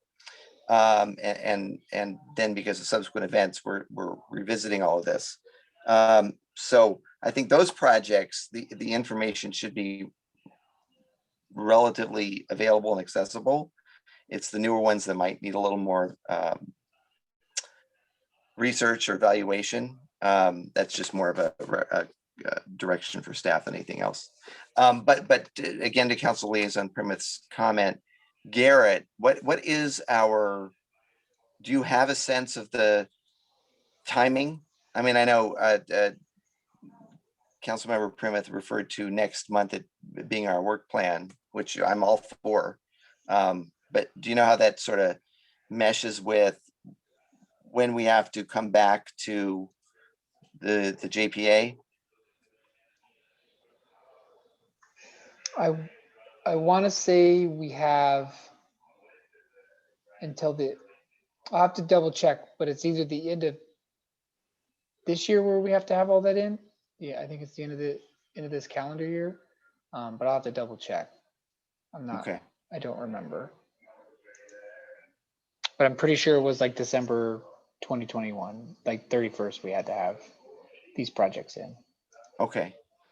So I guess the thinking is, well, it'd be great if we could have all the information to decide next month. I don't know how realistic that might be. So with current staffing levels and the budget on the way, and I don't know how feasible it is. I'll have to powwow with Ghassan and Shahid and see kind of where we are with some other things, and if we can make it happen, we will. If not, we'll do our best to bring it in August. Okay. So if it's not next month, that we have some leeway. Because I believe so. I believe prefer so. that this come back with okay, with the information we need to make informed decisions. Commissioner Hughes. Thank you, Mr. Chair. I was just going to say that, and I can maybe provide it again, but what was helpful in this 2019 report was that it listed, and was kind of down this path, which we're commenting on now. It literally had all of the projects, all of the funding, and some of the timing for Measure M, Measure R, as well as the Rogan funds. And I think it would help maybe to kind of consolidate so that as a commission and as liaisoning with Public Works is to kind of have, which I know you probably have in different pieces, but a full work level, project list that lists everything. So we kind of get a real complete picture of the Measure M projects, the Measure R projects, as whatever you're seeing in complete streets or grants, as well as what we have for capital improvement projects. And then we can kind of earmark in columns where the funding is, the Metro dollars, the et cetera, and our budget. So we really understand what's feasible, not feasible. And it also would be a great tool to respond to the community about what are you doing? Where's our money going, going towards? And I think we have the components. We just need to consolidate and put them together. Yeah, we do have. I think that's a good. Oh, go ahead, Garrett. Yeah, we have most of that information. Like I said, I'll need to work with Kassan and Shahid to see what current staffing levels and with other burdens that I may not be aware of. So I don't want to commit, to a date on that at this point, but we'll, in communication with Larry and, we'll kind of get that timeline out there, kind of what's reasonable, what's feasible. And I just to hop on that, I'm sure Commissioner Hughes's intention is that to the extent that, it's not just to simply just dump it all on you and have you do it, but I mean, to the extent that we're a resource and we have the information and we can help you, I think we're happy to do that because, it's a team effort here. And we understand that you have a lot of pressure from a variety of directions. So anyway, just please keep that in mind too, as we move forward. Yeah. All right. So the consensus seems to be that we can remove, unless I hear an objection, we can remove bullets 2 and 3 and get that out of the way. Not that one. Yeah. And so at least, we have a little bit of a more honed list as to what we have in mind. Okay, great. So if there's nothing else, another great discussion, I think very productive. We'll move forward to number 9, COVID-19 ad hoc committee, Commissioners Dunlap and Liu, I believe. Thank you, Chair Abelson. We do not have an update. Our last understanding of this project is that city staff is in the procurement process. And it is being handled by, I believe, planning, unless I'm mistaken, Garrett. Yeah, it's Margaret Lynn, who's our long-term economic development person and planning. Okay, all right, thank you. So we personally have no update on city staff process. I want to say they're evaluating the bids as we speak, so we should hopefully see some awards coming soon. Okay, great. It's good to hear. Thank you. It sounds good. And I just had a question. Do I have it right that the council approved engaging active SGV to start some kind of process, public outreach maybe, or something like that? Do I have that right? Yes, but I don't know the exact terms, but I have the same vague recollection that you do, Chair Abelson. I just don't remember the specifics from the maybe. But as far as we know, nothing's happened yet. I don't have any information, but we can follow up. Okay. All right. Anything from anyone else on this?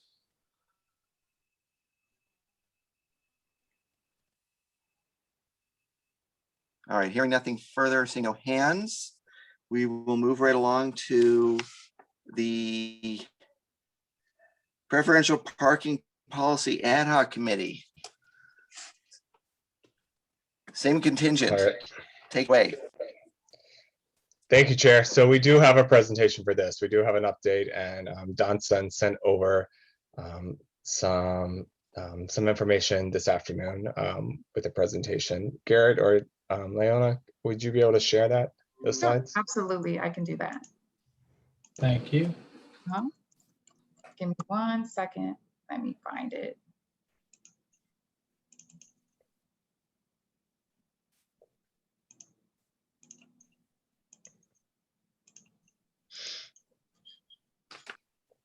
All right, Johnson, you want to kick us off? All right, great. All right, so Leanna, I'm probably just gonna call next slide every now and then. That's not a problem. All right, thank you so much. All right, so this is our presentation and basically our research findings for developing what a preferential parking policy could look like. Next slide, please. So first off, we need to define what a preferential parking district is. It is a neighborhood where on-street parking is time limited for most everybody, except for people who live in that neighborhood. These are for places where residential neighborhoods are not able to park on their own streets because of high demand from outside residents because of commercial or other uses such as like the Metro L line station, or in some cases in different parts of the region, like if you live next to Staples Center or something like that. And what it will ultimately result in is on-street parking permits being issued to residents or businesses, or just basically the adjacent occupants of affected area to prevent intrusion of basically outside vehicles taking over all of their on-street parking. And from what we've learned from looking at other policies from neighboring cities, this is only considered when alternative measures have been completely exhausted, as this is by far the most intensive type of treatment for parking. Next slide, please.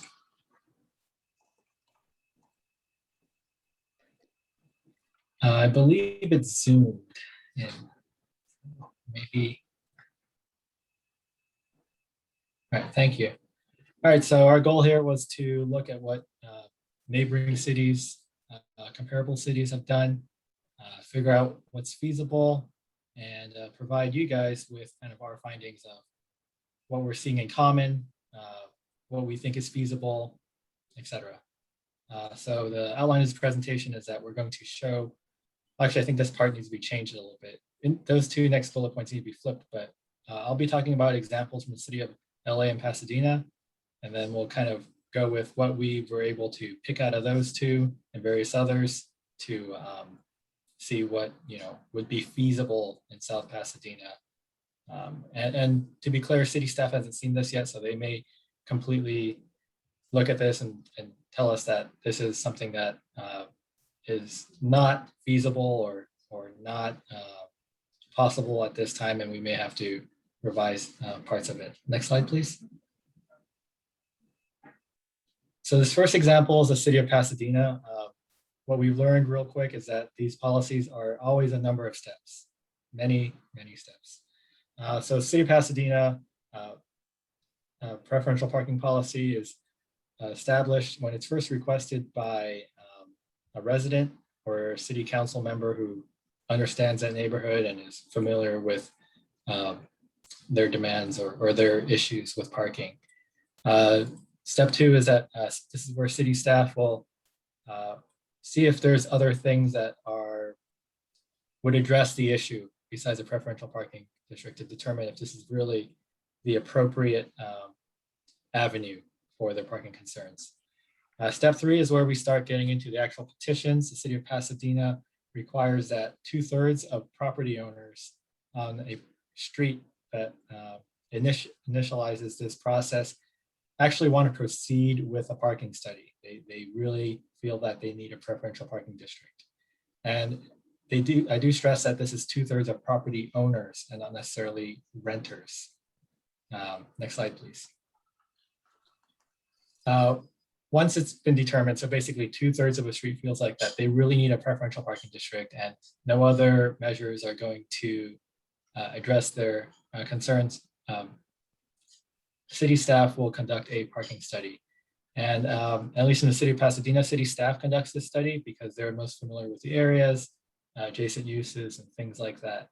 And this is a document that is developed by city staff, basically identifying the issue, identifying that there are no feasible alternatives, that the concern of non-local vehicles really are causing an unreasonable interference with the neighborhood in terms of parking. And the most important thing are the last couple of bullets here, where it says at least 70% of available parking space is consistently occupied, and that at least 40% of parked vehicles are observed to be non-local. So this is why it requires a vote to go to a parking study. This will require city staff or possibly a data collection consultant to sit on a street during the problematic periods when it may be, you know, whether it's school periods, event periods, or whatever it may be, to get these numbers to determine that there is indeed a problem where there is not enough parking, and that 40% of all parked vehicles are really non-local vehicles. Next slide, please.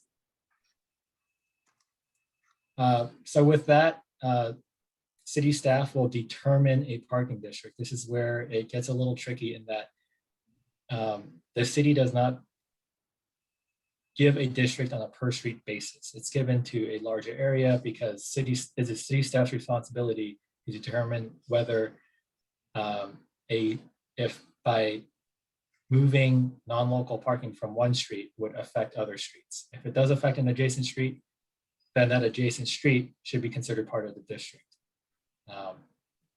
This will be part of the parking study that basically shows that if we were to drop a district, it will include larger than this initial street that requested it. It will include everyone that would be affected by a parking change. And with this is a second petition of that entire district of a simple majority saying that we think that we need a parking district. Then it goes to city council. City council approves it. And then the last step, step 7, is one that we've only seen in the city of Pasadena. It's a little strange in that once a district's been established, there really are not parking restrictions until a street in that district feels that they really need parking restrictions. And then they'll come back and say, yes, we need parking restrictions. Main reason for this is because even once a parking district is established, residents may not feel that they're affected so drastically by outside parking that they're going to need placards for their friends that visit, for example, that they're going to need placards for people that are working on the house for longer than an hour, for example, things like that. Next slide, please. So this slide just goes over quickly what the number of permits, the maximum number of permits, and kind of the smaller policy decisions that get made by city staff in determining the number of permits and kind of how much they're charging per permit. Next slide, please. City of LA, I'll go through a little quicker. City of LA, they operate a little differently as it is a much larger city and much more impacted city, much denser city in some cases. All of this is handled by the council district level of government, and they require a much higher threshold in terms of number of residents that would need to agree or vote in favor of. As you can see in step 3, it's 75% to even conduct a parking study. Next slide, please. The parking study here for the city of LA is a very high threshold compared to the city of Pasadena, and that they must show that 85% of legal on-street parking is occupied within a district. So that's pretty drastic. They do not look into whether if it's non-local traffic or local cars. After that, it goes through the approval process from their Department of Transportation and City Council. Next slide, please. And this is a quick table that shows what the costs in the city of LA currently are. As you can see, there are things such as visitor permits that are valid for 4 months only, a 1-day guest permit, things like that. Next slide, please. From here, I'll hand it over to Eric, who's a little bit more familiar with the city of Inglewood. Thanks. Thanks, Johnson.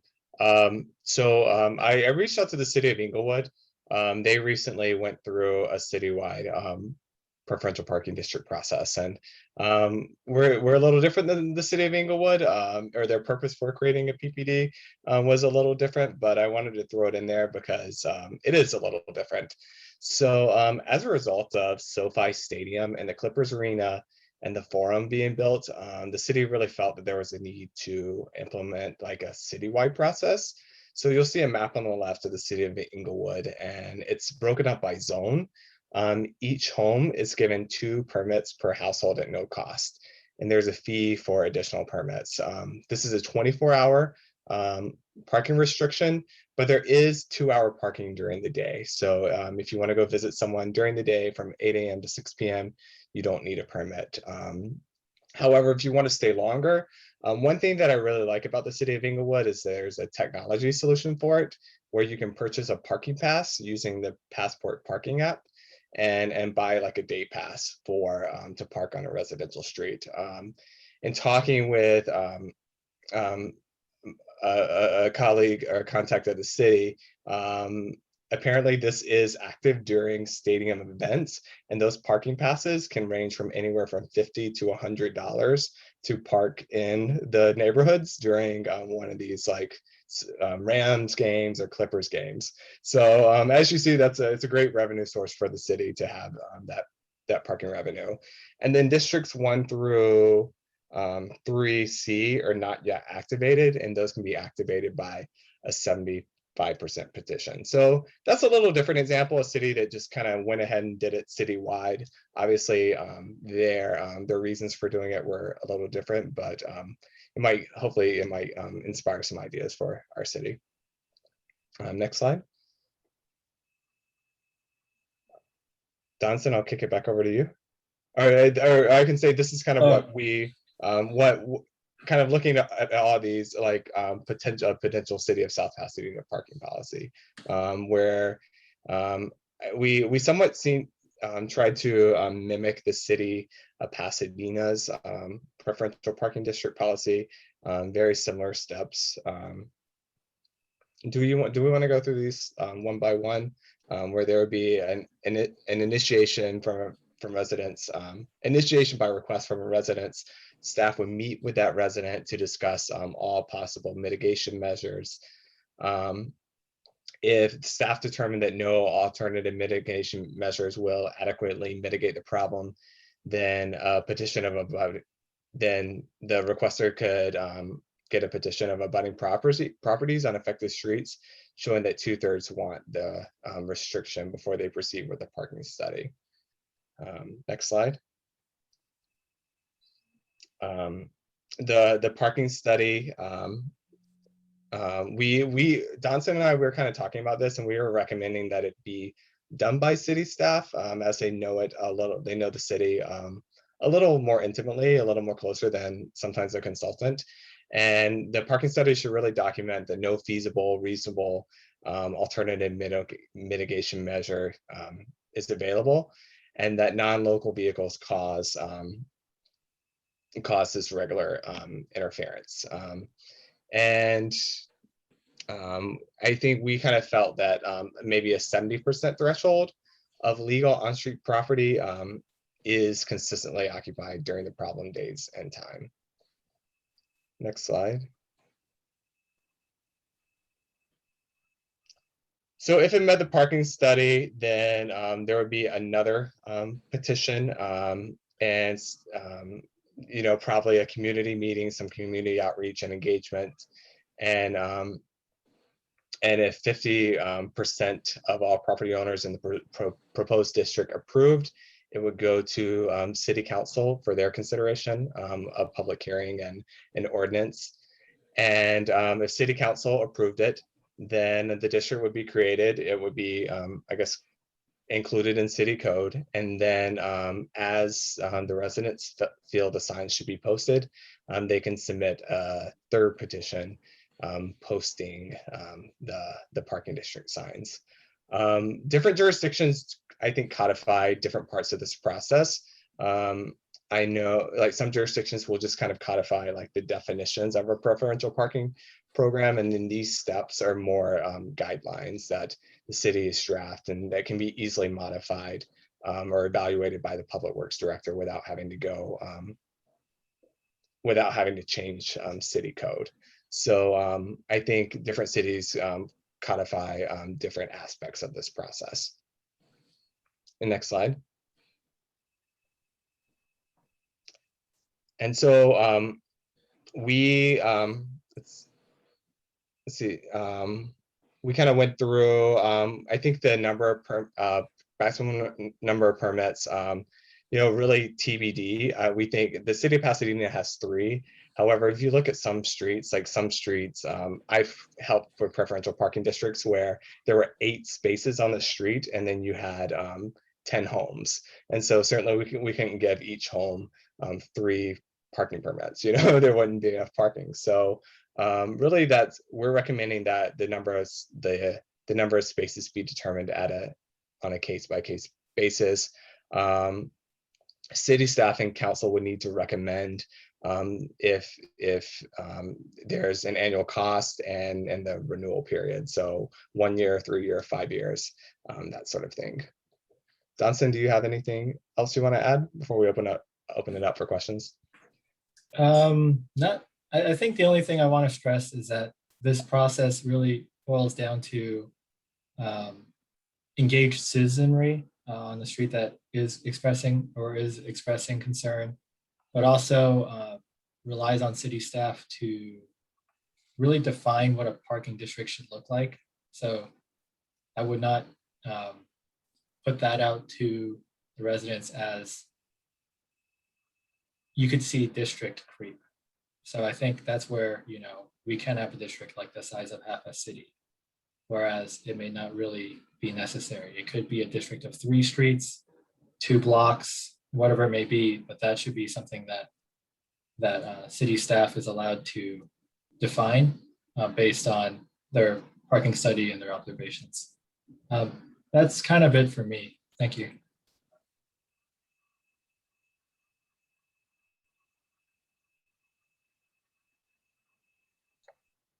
Looks like we have one more slide at the end. Oh, I forgot about But I this. think that's more background information.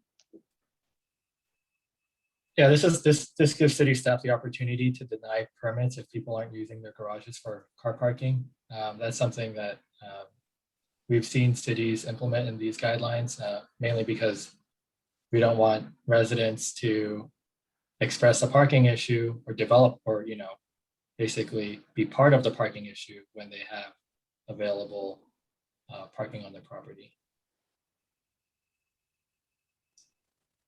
I think that really is the rest of our findings, right? Okay, yeah, here we go. Well, I want to express deep appreciation and gratitude to Commissioners Liu and Dunlap for putting this together. It took a lot of time and research, and it's really helpful because we're sort of starting from scratch here. So thank you both very much. I think it's fantastic what you've put together and shared with us. Does anyone have any questions for the members of our ad hoc committee, or any thoughts or comments you wish to share? Commissioner Hughes.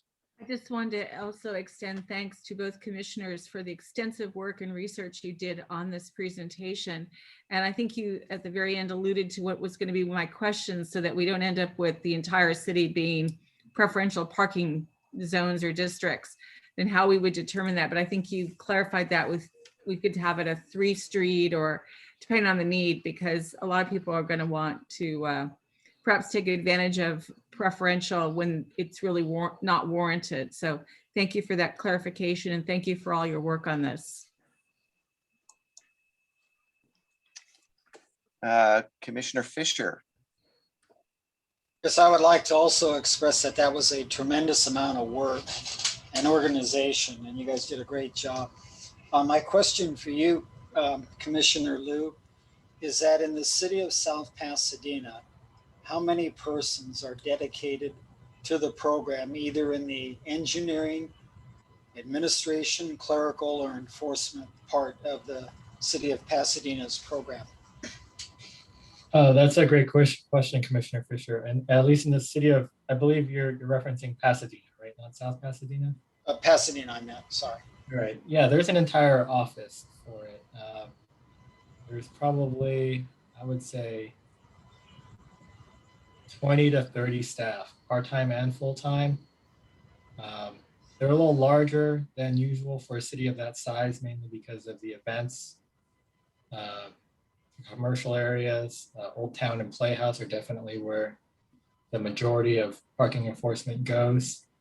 But when it comes to preferential parking, it's a little smaller of a program, but it is, I would say, it can be an onerous program for residents who move into these districts and don't realize that, you know, they're not getting a parking permit unless their car is registered to that address. That's one thing I did not put into our presentation, but some cities do go to the length of not only do addresses only get a certain number, but they only get a number of permits per registered vehicles to that address, which is a little over the top, but depending on parking demand may be needed. But yes, it is a labor intensive parking enforcement staff in Pasadena. Thank you. And the reason why I asked is if we were to just strictly use population, I think Pasadena is about 6 times the population of South Pasadena, plus or minus. And if you have 20 to 30 persons dedicated to that program, that would be the equivalent of 3 to 5 additional people dedicated to a similar program if South Pasadena were to undertake it. And to me, that's just a little bit of a sobering statistic. Yeah, Well, I was thinking we could contract it out to the city of Pasadena.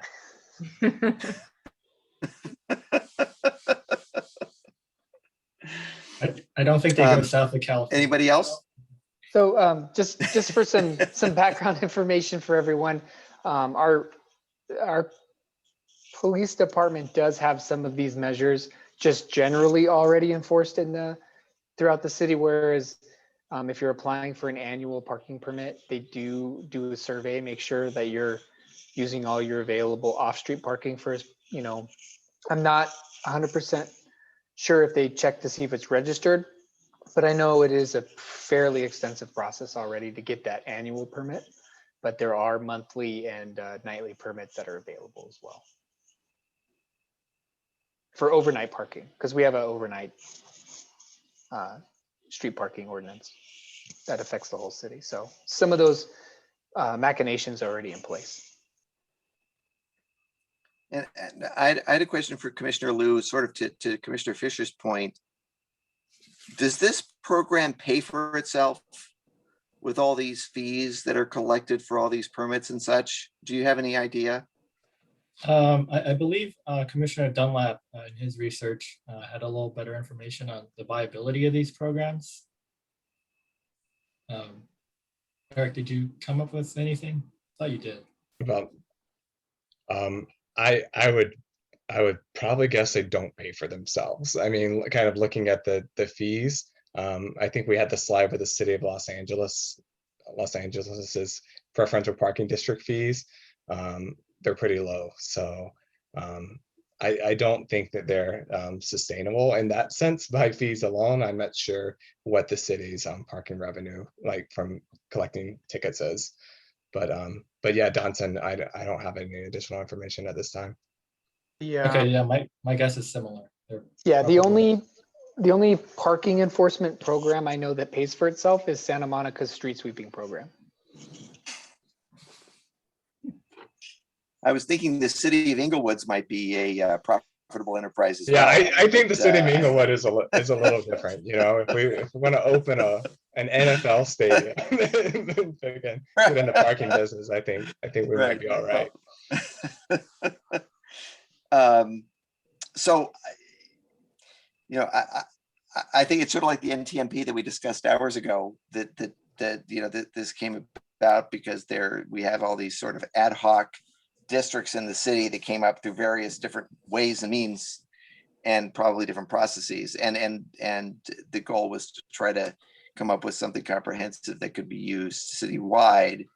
And I guess I'm just wondering, if it's a program that certainly in our case would not pay for itself, then that means that the city council would have to make a budget decision to create additional FTEs within the Public Works Department to support something like this. And but at the same time, I was thinking, well, we already have certain districts in place.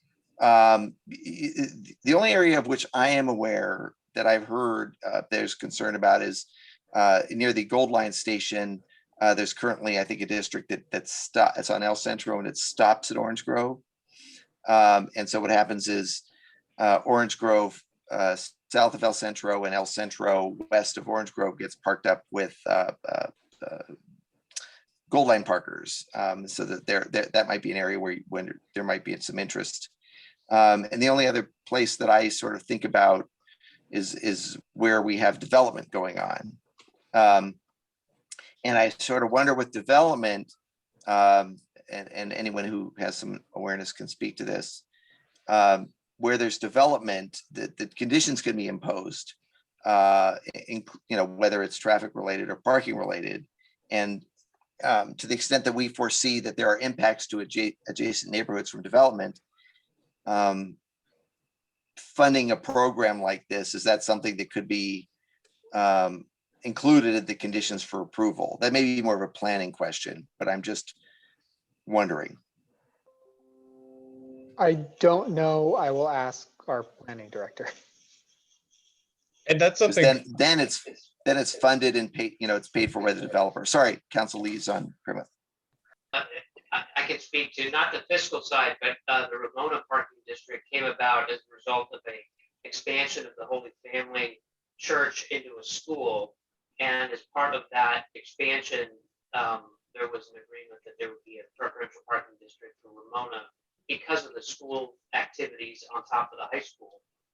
So that's why there's restricted parking for that particular district. And that, So, oh, sorry. no, go ahead, please. One thing Commissioner Liu and I discussed, we were thinking about including a slide like what preferential parking districts are not. And we had a good discussion that they're really not to pit one group of residents against other residents. So it's not to pit people who live in single family homes versus people who live in multifamily homes. That's pretty clear among other jurisdictions in our research, that if there's a multifamily, if there's a resident living in a multifamily unit, then they would also be entitled to that same preferential parking district that the person living in the single family home would be entitled to.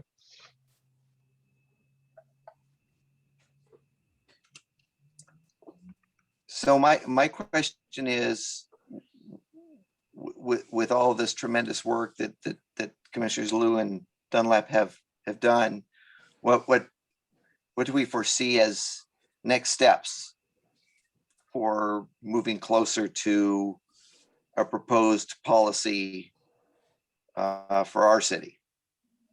Sure. So Ghassan and I will look this over, talk about it, bring it to, set up time to discuss it with Shahid. I think it's very well done. I definitely agree. The commissioners did a great job on it. Definitely helped staff out because we would not have been able to do this at this moment. So, and then we'll see kind of where the, then have Shahid take it, to city manager and above, and see kind of what the feelings are. And if we're given direction at that level to pursue it, then I think we would draft something up. I don't have a timeline for this, but we would, draft something up and then present it back to all of you for your comments. And if everyone is agreeable, with some minor changes, then we would, take it to council for approval, and make sure the attorney and everybody's on board, and, go from there. I think it's, it might be a long, not a long process, but a longer process, but it's definitely feasible. I definitely think the reference and the material that Commissioners Liu and Dunlap provided us are going to be very instrumental in helping us get this moved forward. Terrific. Great. And generally speaking, the commission is supportive of moving forward with such a policy. I just wanted to confirm that. Yes. Okay, great. Fabulous. Well, one more round of kudos and congratulations and thank you to the Commissioners Liu and Dunlap for all their work and helping us move towards a citywide policy. It's fantastic. And as Garrett said, it's going to happen much quicker because of your good work. So thank you so much. Take the rest of the night off. Let's see. So thank you again. Moving forward, item 11, City Council Liaison Communications, Council Member Primuth. Well, Anything? due to the lateness of the hour, I'm just going to do one small thing, and that is tomorrow night, the City Council has the budget, and relevant to what you all just decided on the SB1 project list for street repairs. I think, correct me if I'm wrong, Garrett, I think you said the total list was 3.6 million. That's what the list that you just approved. That sounds about right, yeah. So in the proposed budget, there's a $2 million allocation, and then there's a couple other buckets of money. And then the SB1 allocation, we think annually is somewhere around 460,000, which may be a little less this year because the gas tax. So it doesn't look like we're going to get to that 3.6 all in 1 year. I don't think we could handle that much construction anyway in 1 year. But we are, it looks like the proposed budget is going to make a significant dent in that list. So hopefully that will go through tomorrow night. Thank you so much for your work. Thank you, Councilmember Primuth, very much. Let's move along to commissioner comments. Sorry, commissioner communications. Anybody have anything they wish to share? Commissioner Hughes. Well, first, I want to take the opportunity to welcome Ghassan, and we look forward to working with you. It's exciting that you bring your knowledge and with LA County, and there's probably been some connections, so you're somewhat familiar with us a little bit. So wonderful to have you, and it'll be a delight to work with you. And Garrett, thank you for all of your work. And if I could add to your maybe to-do list a little bit, on Pasadena Avenue, right almost at the entrance of the nature park, as you're getting to Arroyo Verde, there are some good potholes that might need some tending to. If someone could maybe go out and take a look in the far left lane predominantly. Near the nature park, far left lane, Pasadena, got it. Yeah. So, but many thanks to all of Public Works for all the work you guys have been doing, because very, very good. Thank you. Thank you. By the way, thank you very much for for your introduction, and thank you for welcoming me. And regarding your request, definitely me and Garrett will look into it tomorrow morning, and I'll make sure that will be taken care of ASAP. Thank you so much. You're welcome. Thank you. Thank you all. Commissioner Fisher. Yes, one of the great vista points in our dear city is when you're standing on the Arroyo Drive Bridge or right next to it and you look out west and you can see all the Highland Park area and the mountains ahead. And at that same location, we have the stone sign that says City of South Pasadena, which you used to be able to see as you're driving into the city, driving east into the San Gabriel Valley and into the city of South Pasadena. And you'd always see that welcoming sign that says City of South Pasadena, but you can't see it anymore. And the stones are still there, but grass has grown over them. And along the freeway, there's brush right next to the edge of the south side of the freeway. So even if we cleaned up the grass around the stones, you can't get your eye level above to see that. So I bring that up. I know it's not so much a transportation concern, but a landscaping concern. But I'd really like to be able to see that welcoming sign again that says City of South Pasadena. Sure, we'll Amen. we'll look into what we can work with on that. Thank Thank you, you. Commissioner Fisher. Sorry. Okay. I want to congratulate Gassan for sticking with us. It's now after 10 o'clock. Thank you very much. I don't see any other hands, and we haven't scared you off, which is fantastic. Commissioner Liu. Just a quick welcome, Gassan. That's Well, it. thank you very much. Keep it short. Honestly speaking, I'm not really used to working that late. This is my first time. So I think with time, I need to start getting used to it, slowly but surely, with everybody. I really need to thank everybody. I think it would be a pleasure, and I look forward to work with everybody. And we're gonna be a team. Will definitely make a difference, okay, in the city of South Pasadena, for sure. That's fantastic to hear. And I just, unless there are any more hands, I'm just going to share a couple of incredibly quick things. Leona or Garrett, would you mind putting up on the screen the RFB photo that was included in what was distributed this afternoon, the pedestrian sign? And while that's happening, I'll just say a couple of other things. So one, oh, I have a low battery. Happy Father's Day to all. Happy Father's Day to the fathers and fathers to be.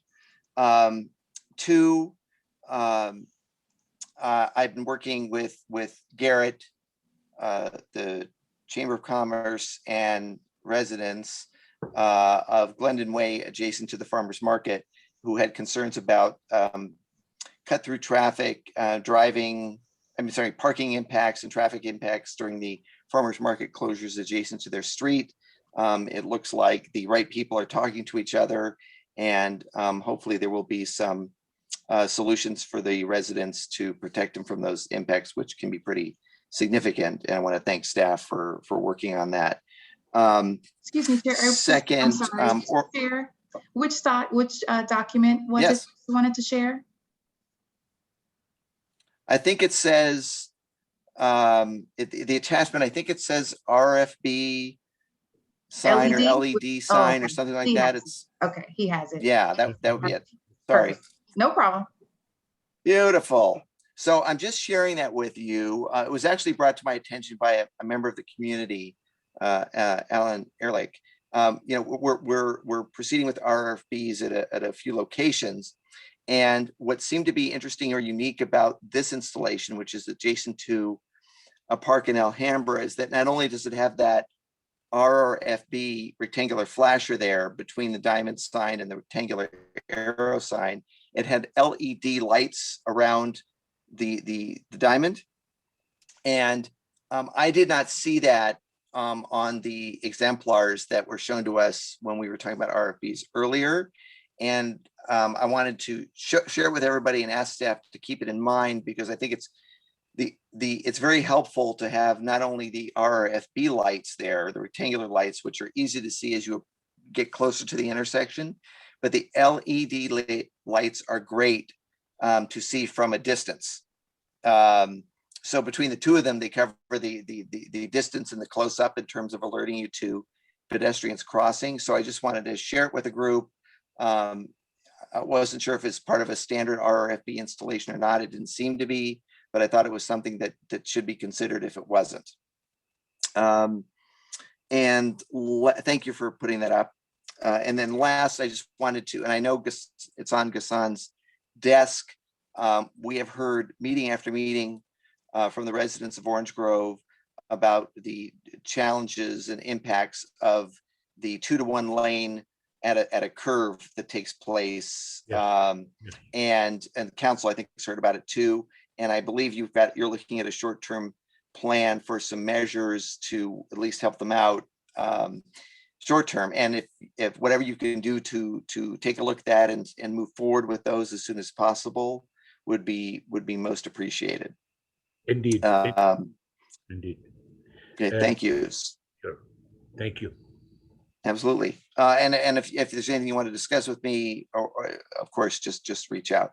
Other than that, I have nothing further. If there are no other comments or communications from the commissioners, seeing none, we will move to our last item. Lucky 13, staff liaison communications. Anything from staff?